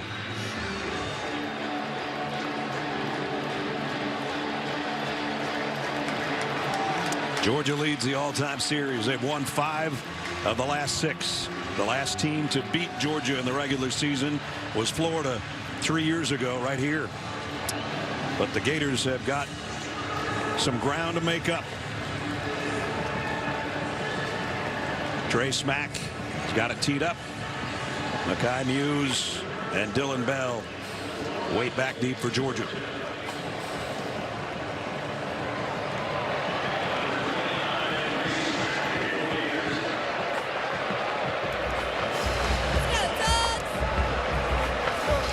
Georgia riding a 24-game winning streak and trying to stay atop the polls with the college football rankings coming out on Tuesday.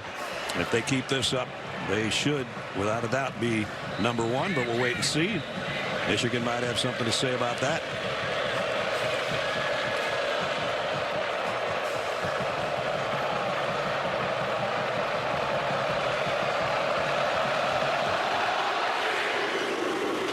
Smack knocks it out of the back of the end zone.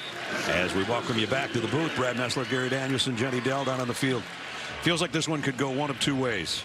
Gators can kind of chomp down and try to work their way back in it, or Georgia's going to run away with it if they don't. I like your decision making. It's a good read, by the way. Listen, you might say this game turned on that last play of the first quarter, then the short yardage play that didn't make it, but really, after that first drive, it's really been all Georgia. Yeah. The Florida team's having trouble blocking them in pass, and now what do? You got a quarterback that's hot, but you can't block them up front. Problems for Florida. What can they find? The perfect thing for them would be force Georgia 3 and out on this opening possession to start the third quarter. That'd be a start, wouldn't it? Yes, it would. Ladd McConkey had a big first half in motion. This guy had a big first half too. Dejon Edwards only about a 2-yard gain, but he, part of our trends, has had a sensational game for the second week in a row. 4 rushing touchdowns in the last 2. 2 against Vandy 2 weeks ago, 2 in the first 2 quarters today. Georgia getting their pass rush going, 4 sacks. That's a trouble area for them this year, but it wasn't in the first half.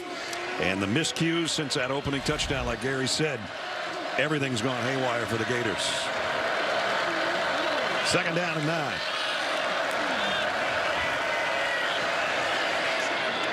That's McConkey, and that's a first down. So we check in with Jenny Dell. Well, Coach said this game requires all 3 of their phases to play really well. They need to establish more balance and play more aggressive in the second half. He said as far as Graham Mertz goes, he wants him to be more effective out there, stay on schedule. And he said, of course, when you're playing a team like Georgia, 2nd and long and 3rd and long is not where you want to be. Well, 2nd and short's where you want to be, or 3rd and short's where you want to be. Beck. It felt like McConkey made that first I thought he did, yeah. Yes.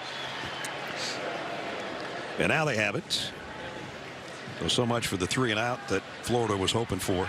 But they've got to buckle down and not let Georgia go on another scoring march of any kind. Has any seen many quarterbacks as comfortable as Carson Beck throwing the football? No. I mean, he just feels like he can throw it through any window right now.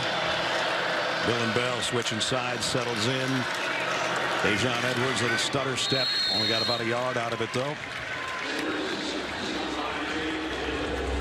When you think about the effectiveness of this Georgia offense in particular, I counted 11 players from last year's team that were contributors are not on the field today, you know, and they're still moving the ball. I mean, you go right down the list, there's player after player.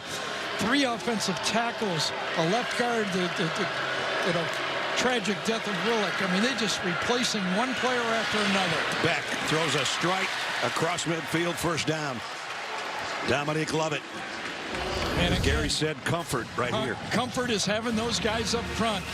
Van Pran did a nice job. He goes one direction and comes back in and helps on number 1, Min-Mielin, as he comes around on the stump. Edwards takes it to the 45. Well, it was Stetson Bennett for 2 years and 2 national titles, and that's this guy, Carson Beck. I like the number comparison. It's pretty good. Remember that, 2020 game when Stetson had that rough game and Kirby put his arm around it? Yeah. We talked about what a great job Kirby did of saying he's going to need him again, and boy, it produced 2 national championships. That was a key moment of coaching by Kirby Smart. Trying to go for a third, which is unprecedented unless you want to go back to the 30s. And Minnesota. Kendall Milton. Jamari Lyons in on the tackle. Georgia will go hurry up, not allow the Florida defense to substitute here. On a 3rd down and 4. Beck in the gun. Throws quick, had it batted down. And I think it was Jason Marshall got a hand on it, number 3. Had good call that time. Quarter cat off the hurry up. That's good coaching by Florida. Georgia goes hurry up, and Florida is able to get in a blitz on the play. So Georgia got into Gator territory, but they did get the stop that they were looking for to open this 3rd quarter. Well, the way you come back is 1 first down at a time and 1 score at a time. Let's see if they can, for Florida, put something together when they get the ball back. Thorson to punt. Pearsall is down on the other end. Thorson trying to keep it out of his hands, knocks it to the right side, and Pearsall takes the catch at the 5-yard line. So the Gators have it back. They trail 26-7. Their offense going to work when we return. Georgia came into this game defensively just about number 1 in virtually every category except sacks and forcing fumbles. Making up for it, aren't they? Yeah, they are. Coming from every different angle. Edge rushers, linebackers matched up against running backs. They got the whole package going. So Florida has the ball back. The bad news, they start at their own 6-yard line. Pearsall in motion. Play action, the throws out in the flat. The Boardingham, the tight end, and he's got a first down. They're pretty high on this guy. They do. Young player, good athlete. Again, a little bit of motion, and then they run the little sneak by the tight end, kind of a submarine look, go behind the line of scrimmage and sneak him out. Got it out to the 20 and a first down.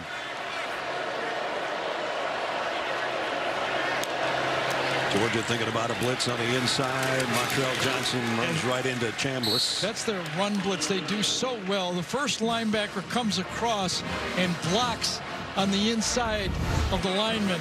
Watch him come in here and just block the lineman, and then they just attack from there. And then that frees up the next linebacker, Demas Johnson, to make the play. That's exactly what they did in the first half on the same similar play, that crossover. Yep. London takes the shot, and then his teammates clean up.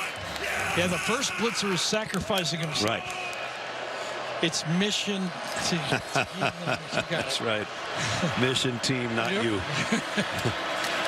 There's a jet sweep, and Wilson's not going to get anything.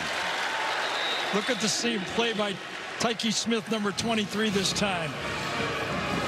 Playing that nickel spot. Watch him take on the blocker and then bounce it wide, and then actually cleans it up. Tyke Smith having an all-SEC type year, that's for sure. Ness told you earlier he leads the team with 4 interceptions, but that play right there is valuable. He was a freshman All-American at West Virginia, and then sophomore year in All-American before transferring to Georgia. Had some injury problems Here since. he comes. No, he didn't. Hurts 4 on 3. has plenty of time this time. What a play. And what a play, knocking the ball away from Pearsall. It was him. I thought he was going to blitz for sure right there, and he didn't. It's a good thing. I thought they were going to go 3 on 3 and blitz him right there. The only thing he blitzed on was that pass Yeah, they intended kept for Pearsall. 2 high free safeties on this play. So everybody knows, remember, you're playing underneath. You can cut under every cut because you know you got 2 safeties behind you. You can gamble, and he makes the play. That is 2 really good plays back-to-back by number 23. And that's knowing where your help is, too. Have 2 safeties behind you. You can gamble on the throw. Crawshaw to punt. Had 1 blocked for a safety earlier. Georgia with a return on this time. And fair catch called for, taken around the 27 or 28 yard line by Muse. So Florida got their hands on it offensively, but could not do anything with it. They had the early lead. It's been all red and black since.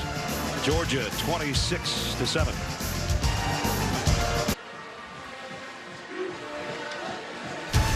The Home Depot SEC on CBS is sponsored by Nissan,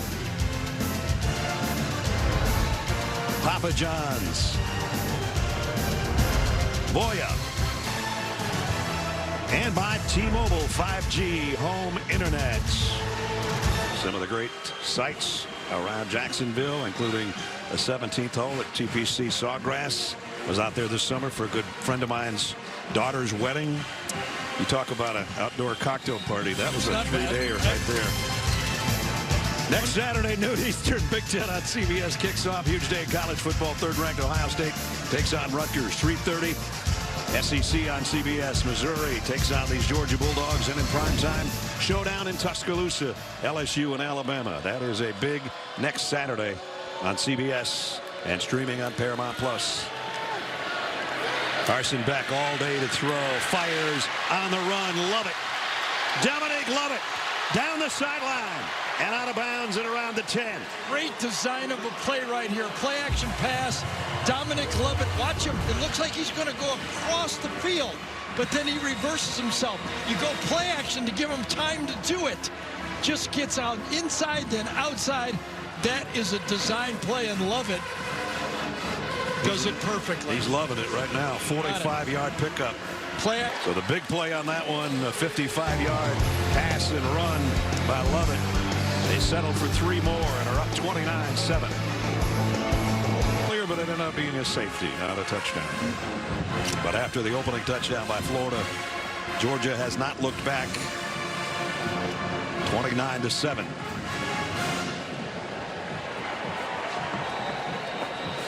Jared Zirkle to kick off for the Dogs. Trevor Etienne and Jason Marshall wait back at the goal line. And they'll not be able to touch this one. Now it's time for our reliable connection presented by T-Mobile 5G home internet. Here's Jenny Dell. Well, Brad, number 22 holds a deep significance to Khalil Jackson. Wearing that number before him, his grandfather, Willie Jackson Sr., his father, Willie Jr., and his uncle, Terry Jackson. The family, it has such a rich history with the program. Willie Jackson Sr. was the first African-American scholarship football player at Florida. And, guys, he has a special vantage point here today. He's working security on the field here at Everbank Stadium. You know he's loving seeing his grandson not only play for his team, but also rep his jersey. Absolutely. Khalil's got a catch today. He started off as a quarterback here and moved to wide receiver to get more playing time because he's a very good athlete, as his grandpa and dad and uncle all were. Georgia knocks that pass down. Come on, Dumas Johnson. The same play, crisscrossing the linebackers. One linebacker blocks. The next one comes around, cleans it up. Just a bit late by Leonard. Did not bump off in time, and Graham Mertz is going. I saw this early against Utah, but I'm starting to get nightmares about this. Could you please keep number 10 off? Yes. That one play that one guy blocks, the other guy makes the play. Here's Etienne in the open field. His best run out across the 40 to the 42. I thought Warren Brinson had a chance here, but once he did not make the tackle, number 97, I think that's him right there. Watch him come in, swipe, but not even close.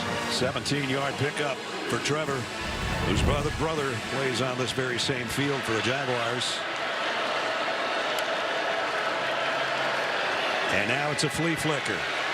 Mertz has to throw quick, but got it to Pearsall. And it's another Gator first down. Got a little something going here offensively. What a nice job by Graham Mertz here. How fast. He knows he's under pressure. As soon as he gets the ball, he goes, I got to get rid of this thing. I don't even know if he had the laces on that throw.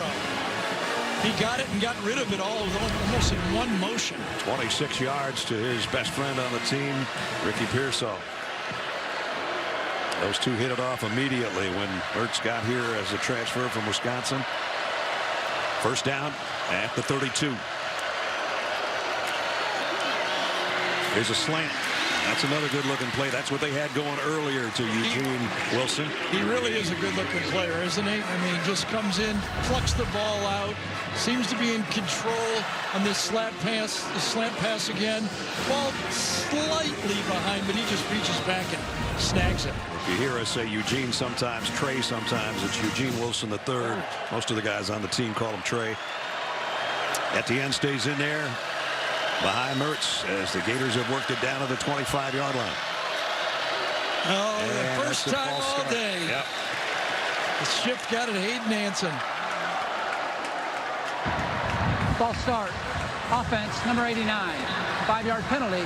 Second down. They'd only had 2 penalties before that. Talked to offensive coordinator Rob Sale about this, and he said, we have worked really hard on this. We don't think we'll move, but, you know, when you're up there and those big guys are triggered, sometimes they just move. Georgia gets everybody with that. They do. At the 5-minute mark, Florida trying to cut into the Georgia lead. At the 30-yard line. Little delayed give. Etienne nice trying to move. bounce it outside. But that's the speed of the Georgia defense. And Tyke Smith, who's having another great game Really defensively. is. God. They are so disciplined, but he does know that he's got the speed of those guys coming from the inside, so he can play outside shoulder exactly the way he should.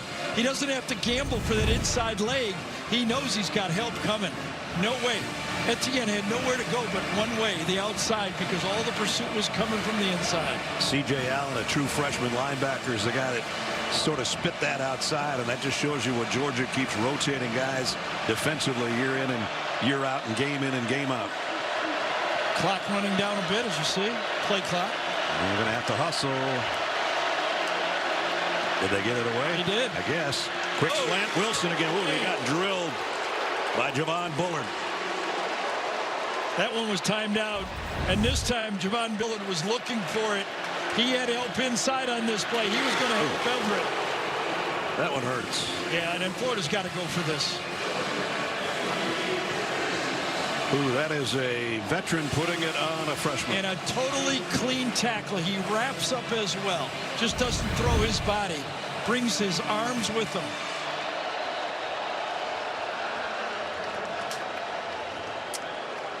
Tyke Smith shaken up for Georgia. So we've got a break here with 3:37 remaining third quarter and a 4th down upcoming. Multiple touchdowns as the Noles stayed perfect on the season. Back to Jacksonville.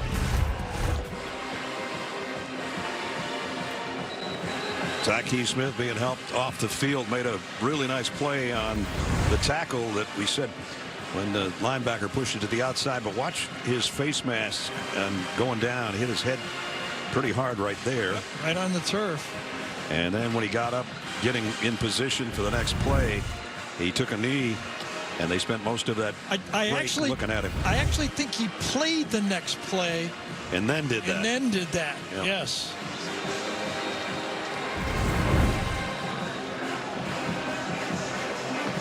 Daniel Cisvana will take his spot. They'll move some people around. Just talking about Tyke having an unbelievable season. Well, you got to give the ball to Graham Mertzer and see if he can throw a short pass. I mean, that's your best option. 4th down. Wilson and Pearsall are to the left. 4th down and 3. Low snap. Mertz handles it. Goes out in the flat. Nope. Short. Etienne brought down. Dumas Johnson and Dalen Everett. Yeah, I tell you, this defense has a lot of good players. Okay, we get it. They've been recruiting really well for a lot of years. But they are disciplined and they follow their rules. And look at this tackle in the open field. They Dumas do their Johnson. job, and Jamon Dumas Johnson right here wraps up. That's a tough tackle. Him one-on-one in the field, needs another 2 yards, and he makes the play. He was a finalist for the Butkus Award last year, and he's having that kind of season again. So 4th down didn't work out again for the Gators, but they really had no choice at this point. There's only 18 minutes left in the game. Yeah. Graham Mertz went right all the way. He thought he had him, and remember the other side, both Wilson and Pearsall were. Curious what it looked like on the other side. You're always wrong when you do that. Of course. And Georgia's going to throw anyway. Love it. And a nice open field tackle right there. And a loss of 2. Jason Marshall with the hit. 3-year starter, Jason Marshall, reads this quickly. Nobody really blocking him on this play. I wonder if that was a buzz. I don't know if it was Ra Thomas or Levette at the time, but you would think he would have turned out and helped him. But Ra was trying to take the other guy out. Yeah, that was a little one-on-one, and it didn't work. Lucky, the freshman tight end switches sides. Back, quick throw, knocked down again. Jason Marshall again. Just like the hurry up on 4th down play prior, this is going to be another corner cat. Comes off the edge. Nice. Good elevation on that one, wasn't it? Absolutely. He's done that a couple of times now. It's 3rd down at 11. Georgia came in number 2 in the country in 3rd down conversions at 57%. There's that 7-man look. Last time they bailed out of this. Let's see if they come after him. Georgia with a trip bunch. They do. To the left to Beck. Throws across his body, and he got it to McConkey again. Ladd McConkey. Little shift to the left. Still running. Big gainer for number 84. So what a great job Carson Beck did. He felt the pressure. He knew they were coming. Watch him buy time by fading to his left. And then he lets it go. And then McConkey again. He just has the ability to find the hole, sharp cuts, doesn't round anything off. And then his yards after a catch. I mean, stop and go, finds the space. 54 yards later. Injured earlier in the year. And boy, when he's a weapon, imagine if they had 19 in there as a weapon. Yeah. 6 for 136 for Ladd. Now back to Deshaun Edwards, who's got a 2-touchdown day. And he gets it down to the 15, or just outside the 15. Let's check in with Jenny. Well, Coach mentioned that Ladd McConkey was having trouble stiffening up at halftime, so he told me that he just doesn't sit down. During half, he's on the bike, he's using heating pads, continually stretching and constantly moving. Good news is, he said thanks to that bye week, he came in feeling 100%, and he's looking good out there, guys. Well, he sure is. Definitely 100% day for him.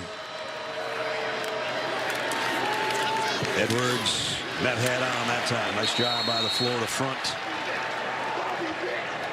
Tyreek Sapp made the tackle. Since Florida picked off Georgia, the last regular season loss for the Dogs 3 years ago down here, here's what's going on for the 2 programs. For Florida, 2 head coaches. For Georgia, 2 national titles. And 40-1 and 25-1. 40-1. Amazing. I think Shamar James is down. He'd given everything he got hurt in warm-ups, and he has played his heart out. Yep. They're rewrapping that knee brace. We'll see if he can come back when we come back. Shamar James helped off the field moments ago. Shamar James playing right here, this outside linebacker spot. When he fills, he gets hit, and then he gets tackled, gets the pile at the same time. But he actually hurt this in pregame. Right there. He twisted to go back, just getting loosened up, and he pulled his knee a bit. We didn't know if he would play. And he's out here with a knee brace. I don't think he's, it might be 70%. Now in the observation tent. Meanwhile, Georgia's got a 3rd down at 4.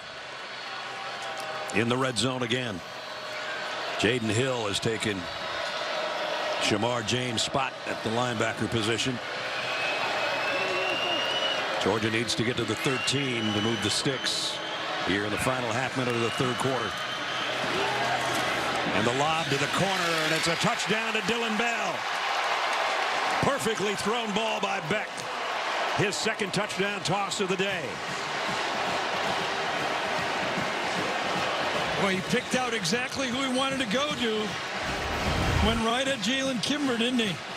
Had one-on-one to the outside. It's a quick throw, little play action, but he knew right away he was going outside, and perfectly thrown. Wins this route at the line of scrimmage. Carson Beck playing at his hometown and playing lights out right now. Carson Beck in every game this year has had a minimum of 20 completions and at least 65% completion percentage in every game. Pretty strong for a first-year starter, huh? Yep, waited his turn, and he was right to wait. A lot of good players to play with here. Woodring's extra point is up and good. Our AT&T 5G pylon cam will see Dillon Bell coming right across the goal line, capping a 76-yard drive in 6 plays. Second touchdown pass of the day for number 15.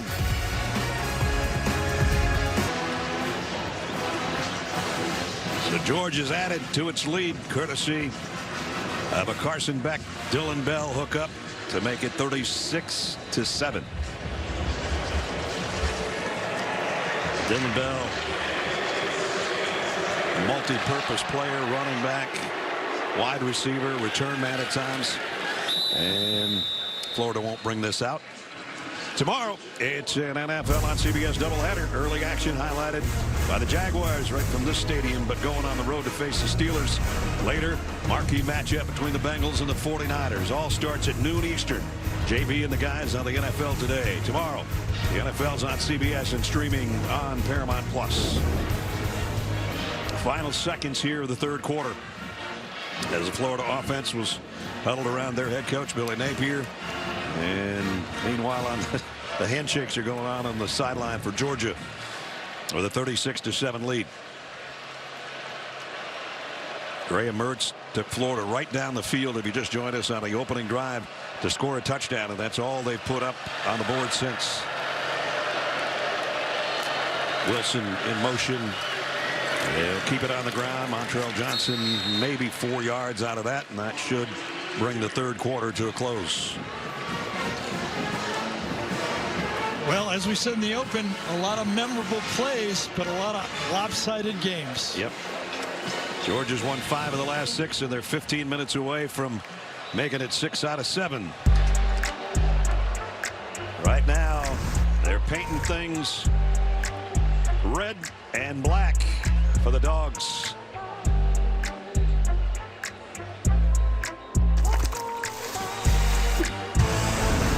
The Home Depot SEC on CBS heads into the fourth quarter. The Georgia-Florida matchup. All Georgia right now after giving up a touchdown on the opening drive for the Gators. 36 unanswered points. And Florida 2nd down and 7 to open up the fourth. Montrell Johnson blasts his way off the left side. Montrell down the sideline. Biggest gain of the day for him and the Gators. Knocked out of bounds by Kamari Lassiter. You know, Lassiter was dropping back thinking it was a pass. He was looking to double team Pearsall, and all of a sudden he turns back and sees somebody running with the football, and he comes back and ends up making the play. 48 yards later. Yeah, he's in motion one way, and then he has to come back the other way. So first down at the 24. Pearsall. They're going to try this end around thing again. Trey Wilson. And Wilson, outrunning the defensive lineman, gets a decent yardage out of it.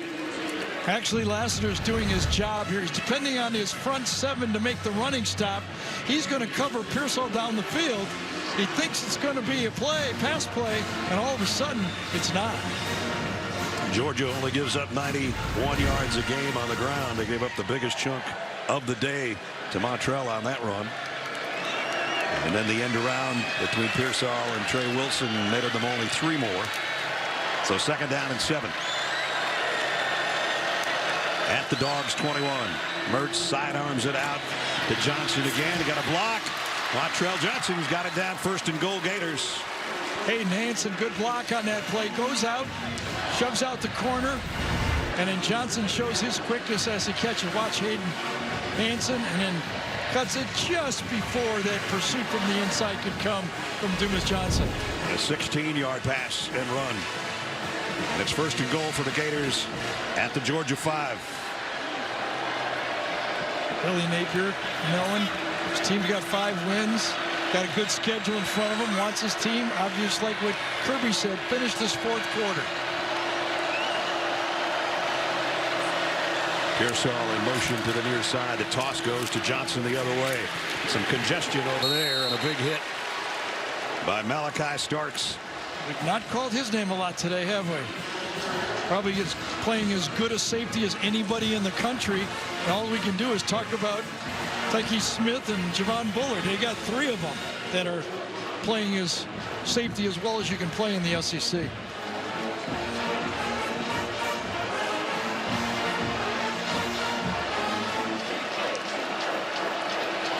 Second down and goal for Graham Mertz and the Gators.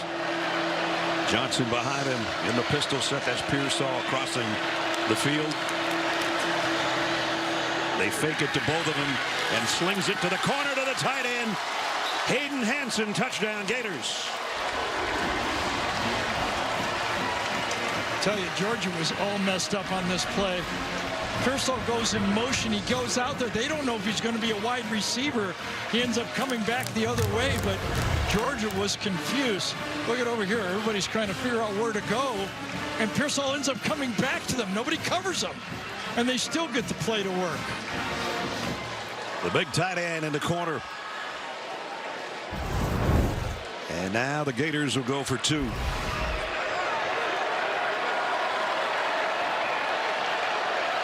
Two for 5 on the year. Wilson, they fake it to him. Mertz had it knocked down. No good. Nazir Stackhouse got a big paw in the way. So they cut into the lead, do the Gators.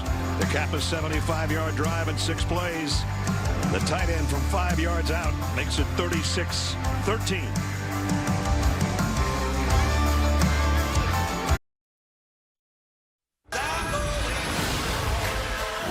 The SEC on CBS is on the road to Jacksonville. They're blitzing again. Throws on the quick slant. Caught by Wilson. Touchdown.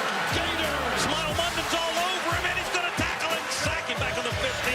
JDJ, Jamon Dumas-Johnson. McConkey reverses course. 10, 5, touchdown. McConkey. Edwards to the edge. Edwards to the end zone. Touchdown, Georgia. Far too many of those for the Gators so far. RHG Hotel and Resorts game recap. Dejon Edwards, back-to-back games with 2 rushing touchdowns. Carson Beck, even though he doesn't have a 300-yard game yet, he's got 2 touchdowns. It seems like he's got a 450-yard game to me, the way he's throwing the ball So today. efficient. Really, the whole offense, you know, you look at this whole team, started out with Brock Bowers, their go-to guy. When they were in trouble in past games, they'd look for number 19. Yeah. The ball is being spread out all across this offense. Ladd McConkey's had a big day at wide receiver for Georgia. Their other tight ends, the 2 younger guys, have had exceptional games. Georgia's defense until that last drive by Florida has been Georgia's defense. But give credit to the Gators, man. I go on some of these shows and everybody says, well, tell me who Georgia's beat. And I go, everybody. Yeah, everybody for the last 3 years. Yeah, all right, man. You know, I mean, tell me who's beat them first. You know, I just, okay, you know, haven't beat that big, you know, top 10 matchup, but you string that many wins together, you could be number 1. Jenny at the end of the quarter talked to Kirby Smart. Coach, as a collective group, how do you take advantage of every single rep in the fourth? You got to keep playing. I mean, we're a 4-quarter team. We believe we're the best conditioned in the 4th quarter, and the only way to do that is to go play and execute. So we'll do that this quarter.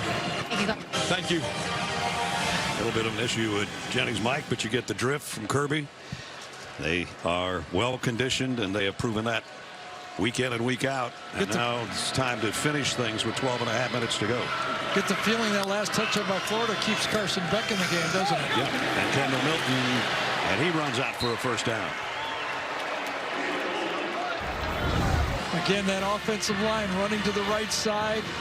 Florida felt they could handle the tight end. Oscar Delt, number 4, gets the block. Handles a mammalian. Number 1 on the edge, gets around to the strong side.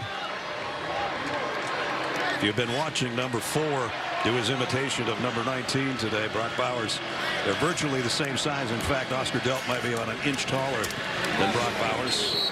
Rosemy Jack Saint on the quick toss.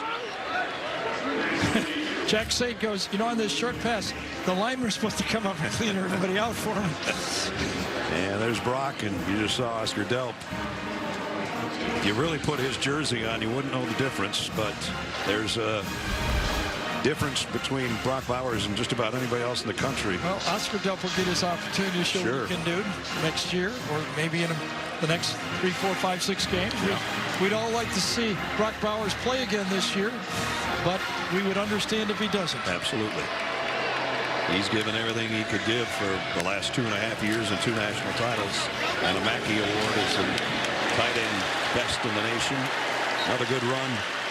This time by Kendall Milton. To me, that's the first, Mike Bobo trademark toss right here. That's the staple of the Georgia offense for years. They did it for my formation. It's the first one we've seen so far in this game. Mike Bobo, former Georgia quarterback, longtime assistant. The red hat right next to you.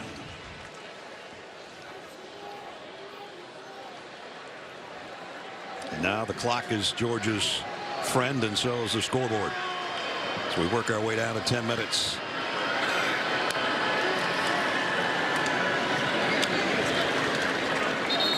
Milton to midfield.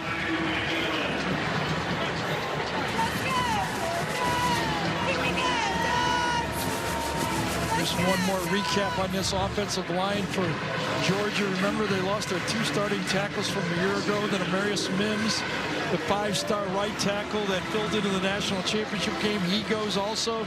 They just have more players step up. Ernest Green on one side. Xavier Truss moves from guard to tackle. They just are rotating a lot of good football players on that line. That is Delp in motion, and they're going to throw it to him. Delp right on cue almost. He even runs a little bit like Brock Bowers. Why wouldn't you, right? You practice with him every day, see how he does it, the way he turns up. West Forsyth High School in Cumming, Georgia. As Gary said, another one of those 5-star guys. 2 catches for 31.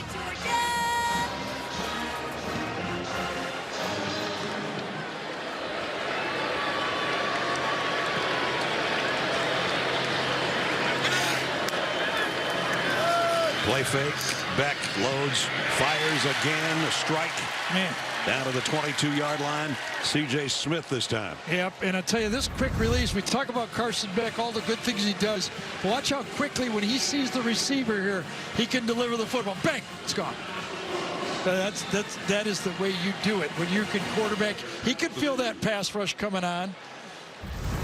He's over 300 yards now. As I said, it seems like he's got 400 because he's been pretty accurate today. 301 and a couple of touchdowns.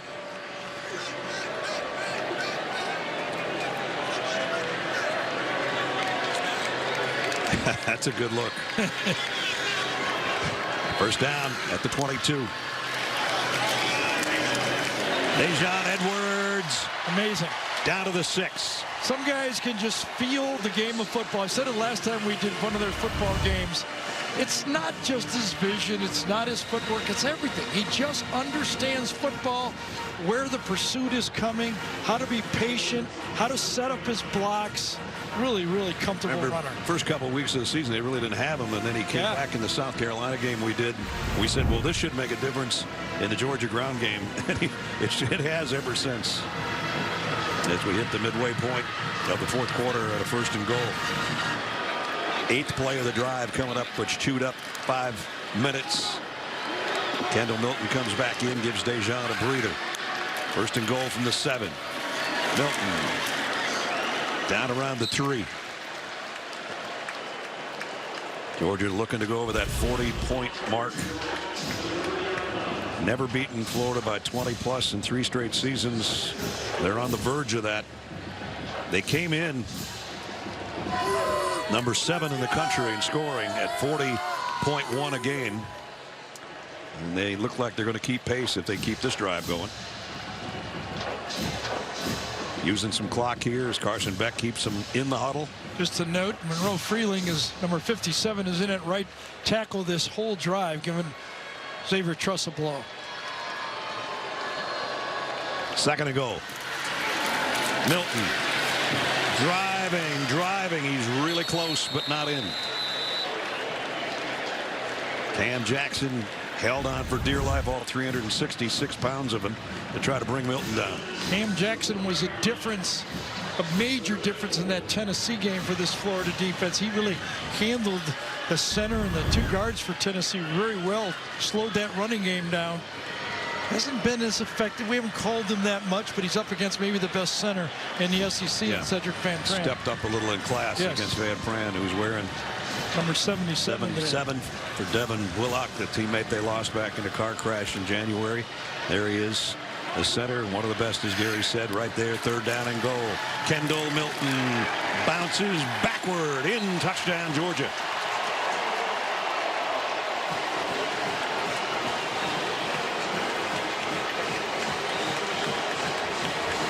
Kendall Milton for the score, his 4th rushing touchdown of the year. I think this is really good play calling too. You know, everybody's touched the ball here. Kendall Milton's turn. You know, they just kept getting the push. The legs kept going. The whole offensive line, they didn't want stalemates. They kept pushing it right into the end zone for a high 5. Well, I don't want to take too many high fives from Mike Bobo. You could break a finger. We're going to have one more guy on the injury list, the grad assistant sitting next to Mike Bobo. Georgia looking for point number 43. And it's up and perfect. So just what Georgia wanted to do there, getting the ball, is go on a time-consuming drive. 6.5 minutes to go 75 yards in 10 plays. Looks like it's a dog day for Harry, and boom, Uga 11. Doesn't even have his jersey and his collar on. He's going a la natural today. The Home Depot SEC on CBS is sponsored by State Farm, Dr. Pepper, Ford, and by Pizza Hut. Some of our crew took in the beach a little bit. You know, we work hard, we play hard. Great job by our CBS crew, as always. Yep.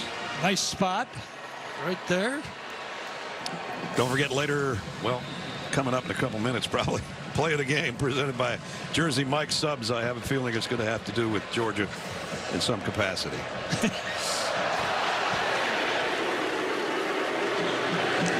And fair catch called for and taken by Wilson. So 5:57 remaining for Graham Mertz and company.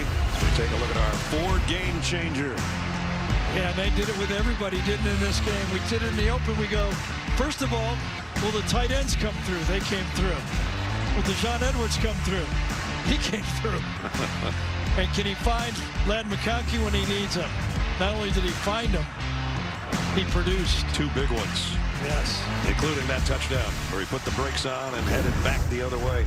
And of course it all comes from that offensive line and a quarterback who feels, again, I think he feels like right now I can throw it to anybody anytime I want. Graham Mertz is wishing he could feel that same way as he airs one out long, incomplete, intended for Khalil Jackson. So Graham, who had back-to-back weeks where everything went well, including a 10-point come-from-behind win over South Carolina in their last outing. Today, not so much. That's the center that they just got back, Egwuokin, and they were excited to get him back to help stabilize their offensive line. And they're working on his right leg. Yeah, he's only really played a couple games this year. Very frustrating. That's the way you feel if you're a Gator fan right now. He's tapping him on the shoulder. It'll be okay. Kingsley Egwuokin, the junior center, helped off the field for Florida. Hopefully he's all right. Invesco brings you today's Scholar Athletes. Ladd McConkey, smart enough to have a huge game today. Graham Mertz had played well all season long for Florida. Not quite as good today. Invesco proud to support student athletes on and off the field with a donation to both Georgia and Florida's general scholarship funds. Yeah, this is the part of the game where Billy Napier's keeping his starters in the game. You just don't want an injury here. You know, Pearsall, Mertz, Wilson. We've already lost Egwuokin already, your center. Got to be careful. Here's Wilson. Georgia stretches it out again with that speed. And no gain on the play as Nyland Green made the stop. It's not like Georgia, we looked at it real quickly. We were talking a little bit more about Georgia at that point, but, Florida's schedule in front of them. They're LSU. They've got Florida State yet. Missouri now. That looked like a game. Oh, big deal, Missouri. But now at Missouri, that's going to be a tough one. The Gators 6-7 the last 2 years. And they need a couple victories. They got to get bowl eligible yet. Mertz looks right, comes back to the left, and a side-on throw to Pearsall. Pearsall, good speed down the sideline, and lays a lick at the end of it in front of the Georgia bench at the 5-minute mark. Screen is set up both sides. He can go either way. He chooses to go to Pearsall. Good blocking downfield by Trey Wilson that time. Springs and Pearsall finds that space kind of like McConkey, doesn't he? Just knows where to go. Kind of guys you can depend on as a quarterback without a doubt. Is C.J. Allen's down out there? Yeah. And he's played quite a bit in the second half. Yes.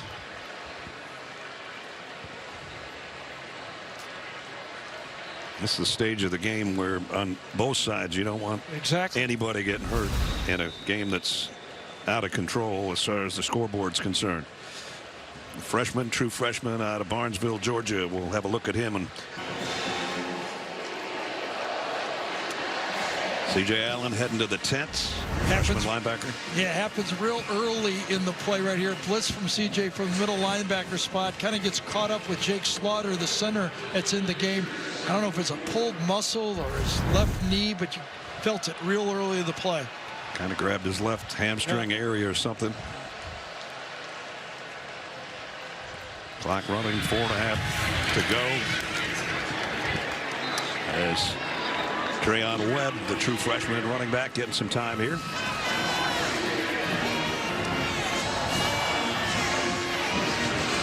So the Georgia fans are going to have a big time in the Old Town tonight. A lot of them, both sides have left and started already. Yes. Well, they started on Thursday. Well, they're continuing right now. To be continued out in the parking lot.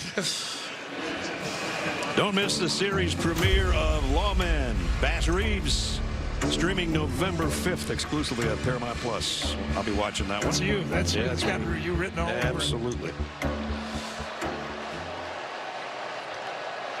Third down and short, and they pick up the first down. Florida, Gary was talking about their schedule. Yeah, the game they really want to win now, and it's a key one, is Arkansas, because then after that, they got some real tough ones. On the road at LSU, on the road at Mizzou, and then the Noles, the number 4 in the country, to wrap things up. Last year was a 6-7 year and 3-5 in the SEC for Billy Napier in his first season. High hopes coming in today with a 3-1 mark in the East to hope to try to pick off the number 1 team in the country and move into the driver's seat on the road to Atlanta, or the drive to Atlanta. Not going to happen though, as Georgia's up 30 right now with just under 3 to go.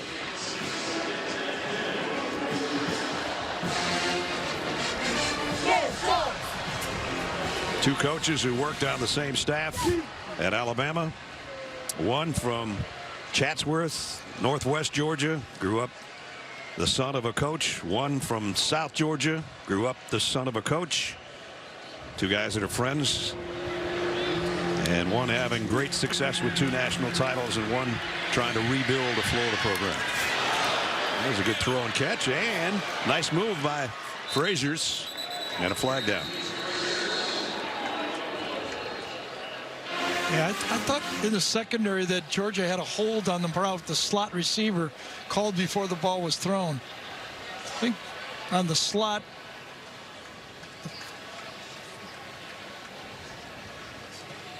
Holding on the defense, number 8. That penalty is declined. Result of the play is a first down.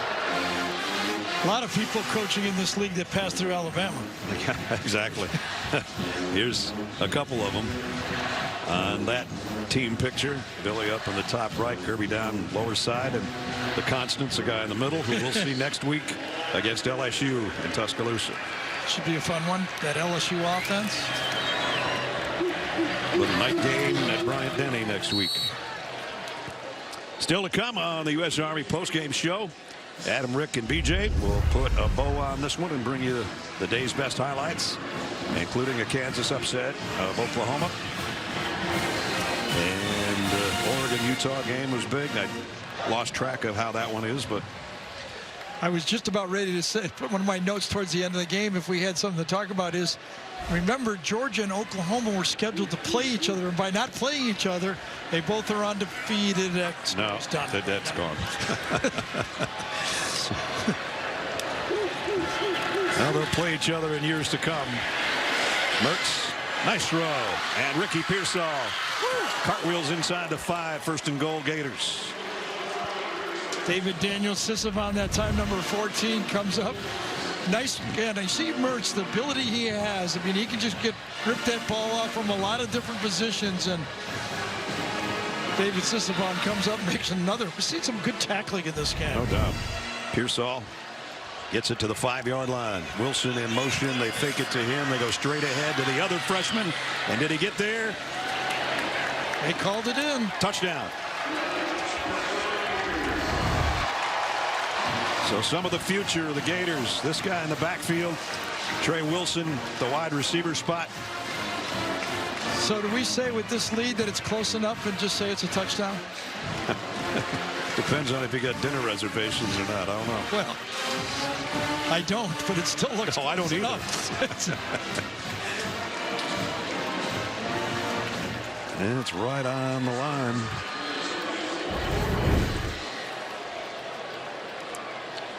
Five-yard run. Trayon Webb, a Jacksonville native too. Wow, what a beautiful moon over the St. John's.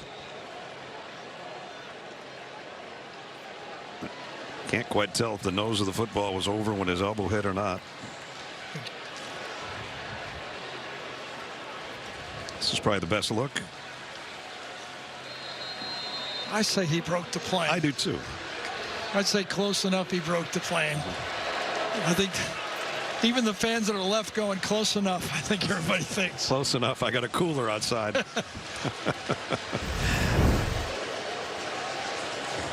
So they're going to look at it. Gene, with this score, would you ever consider close enough? Gary, I think I really love the fact that you set that one up with close enough. I'm going to give him the score. Now you are going to be an official whenever you decide to retire, Gary. I want you on my crew. He looks great in stripes. I can say that. Yeah, right. The right ones. Close enough. And again, Webb. You know, looks guys, like the it's front in. nose of the football, the ball's not perpendicular. It's leaning toward the goal line to me, and when the backside hits, I think the front nose, I feel like the front nose broke that plane of that goal line, and in the words of Gary Danielson, close enough right there. Right there. Yeah, Let's give him the touchdown. I like it. Well, Georgia's defense might not like it, but I think that should be the call. We'll let our replay official, Stan Murray, tell Matt Lafleur. The stadium is about. I was just thinking back in the day when I had to take care of the kids, and Christy would say, all right, they can't go outside till they get all their homework done.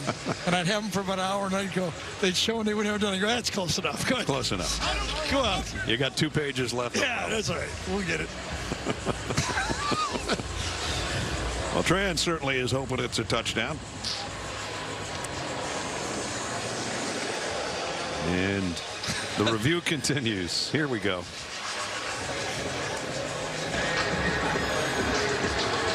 After review, the runner did not break the plane of the goal line. Therefore, the ball be placed inside the 1-yard line. It's second down at that spot.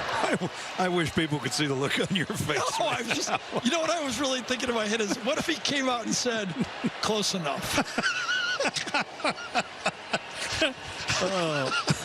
That's what I was thinking. Well, here we go. We got 1:35 to go. It's second down and goal. I hope they give it. Yes, Trayon Webb, please. Please leave the kid in the game. There's some spooky things going on here in Jacksonville. All right.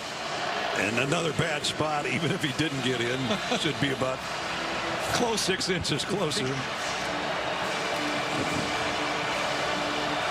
All right, Trayon. Or Mertz. Or Trayon pushing Mertz. Touchdown. Spun him in. So the guy that maybe should have gotten it gets the push on his quarterback that does get it.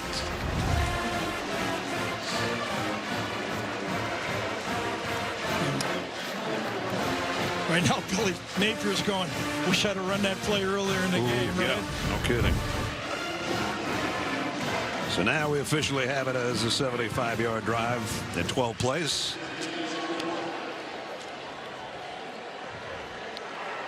Graham Mertz, third rushing touchdown of the season.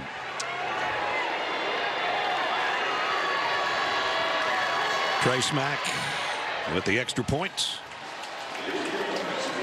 And makes it look more respectable on the scoreboard at 43-20. Gators not quitting.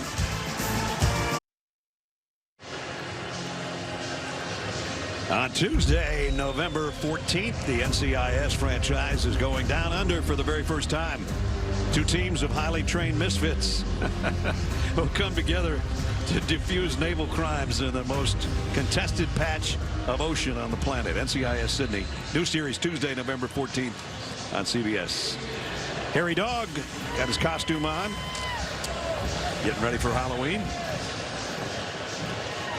Today, Florida had some trick plays that didn't turn out to be treats, and that's kind of how Georgia came from 7 down to where we are right now, 43-20.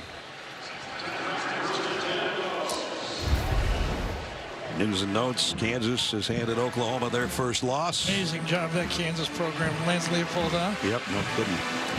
Florida State still unbeaten. The only 8-0 teams along with Michigan and Liberty. Air Force playing tonight. Actually, it's about 2 minutes from now on CBS Sports Network.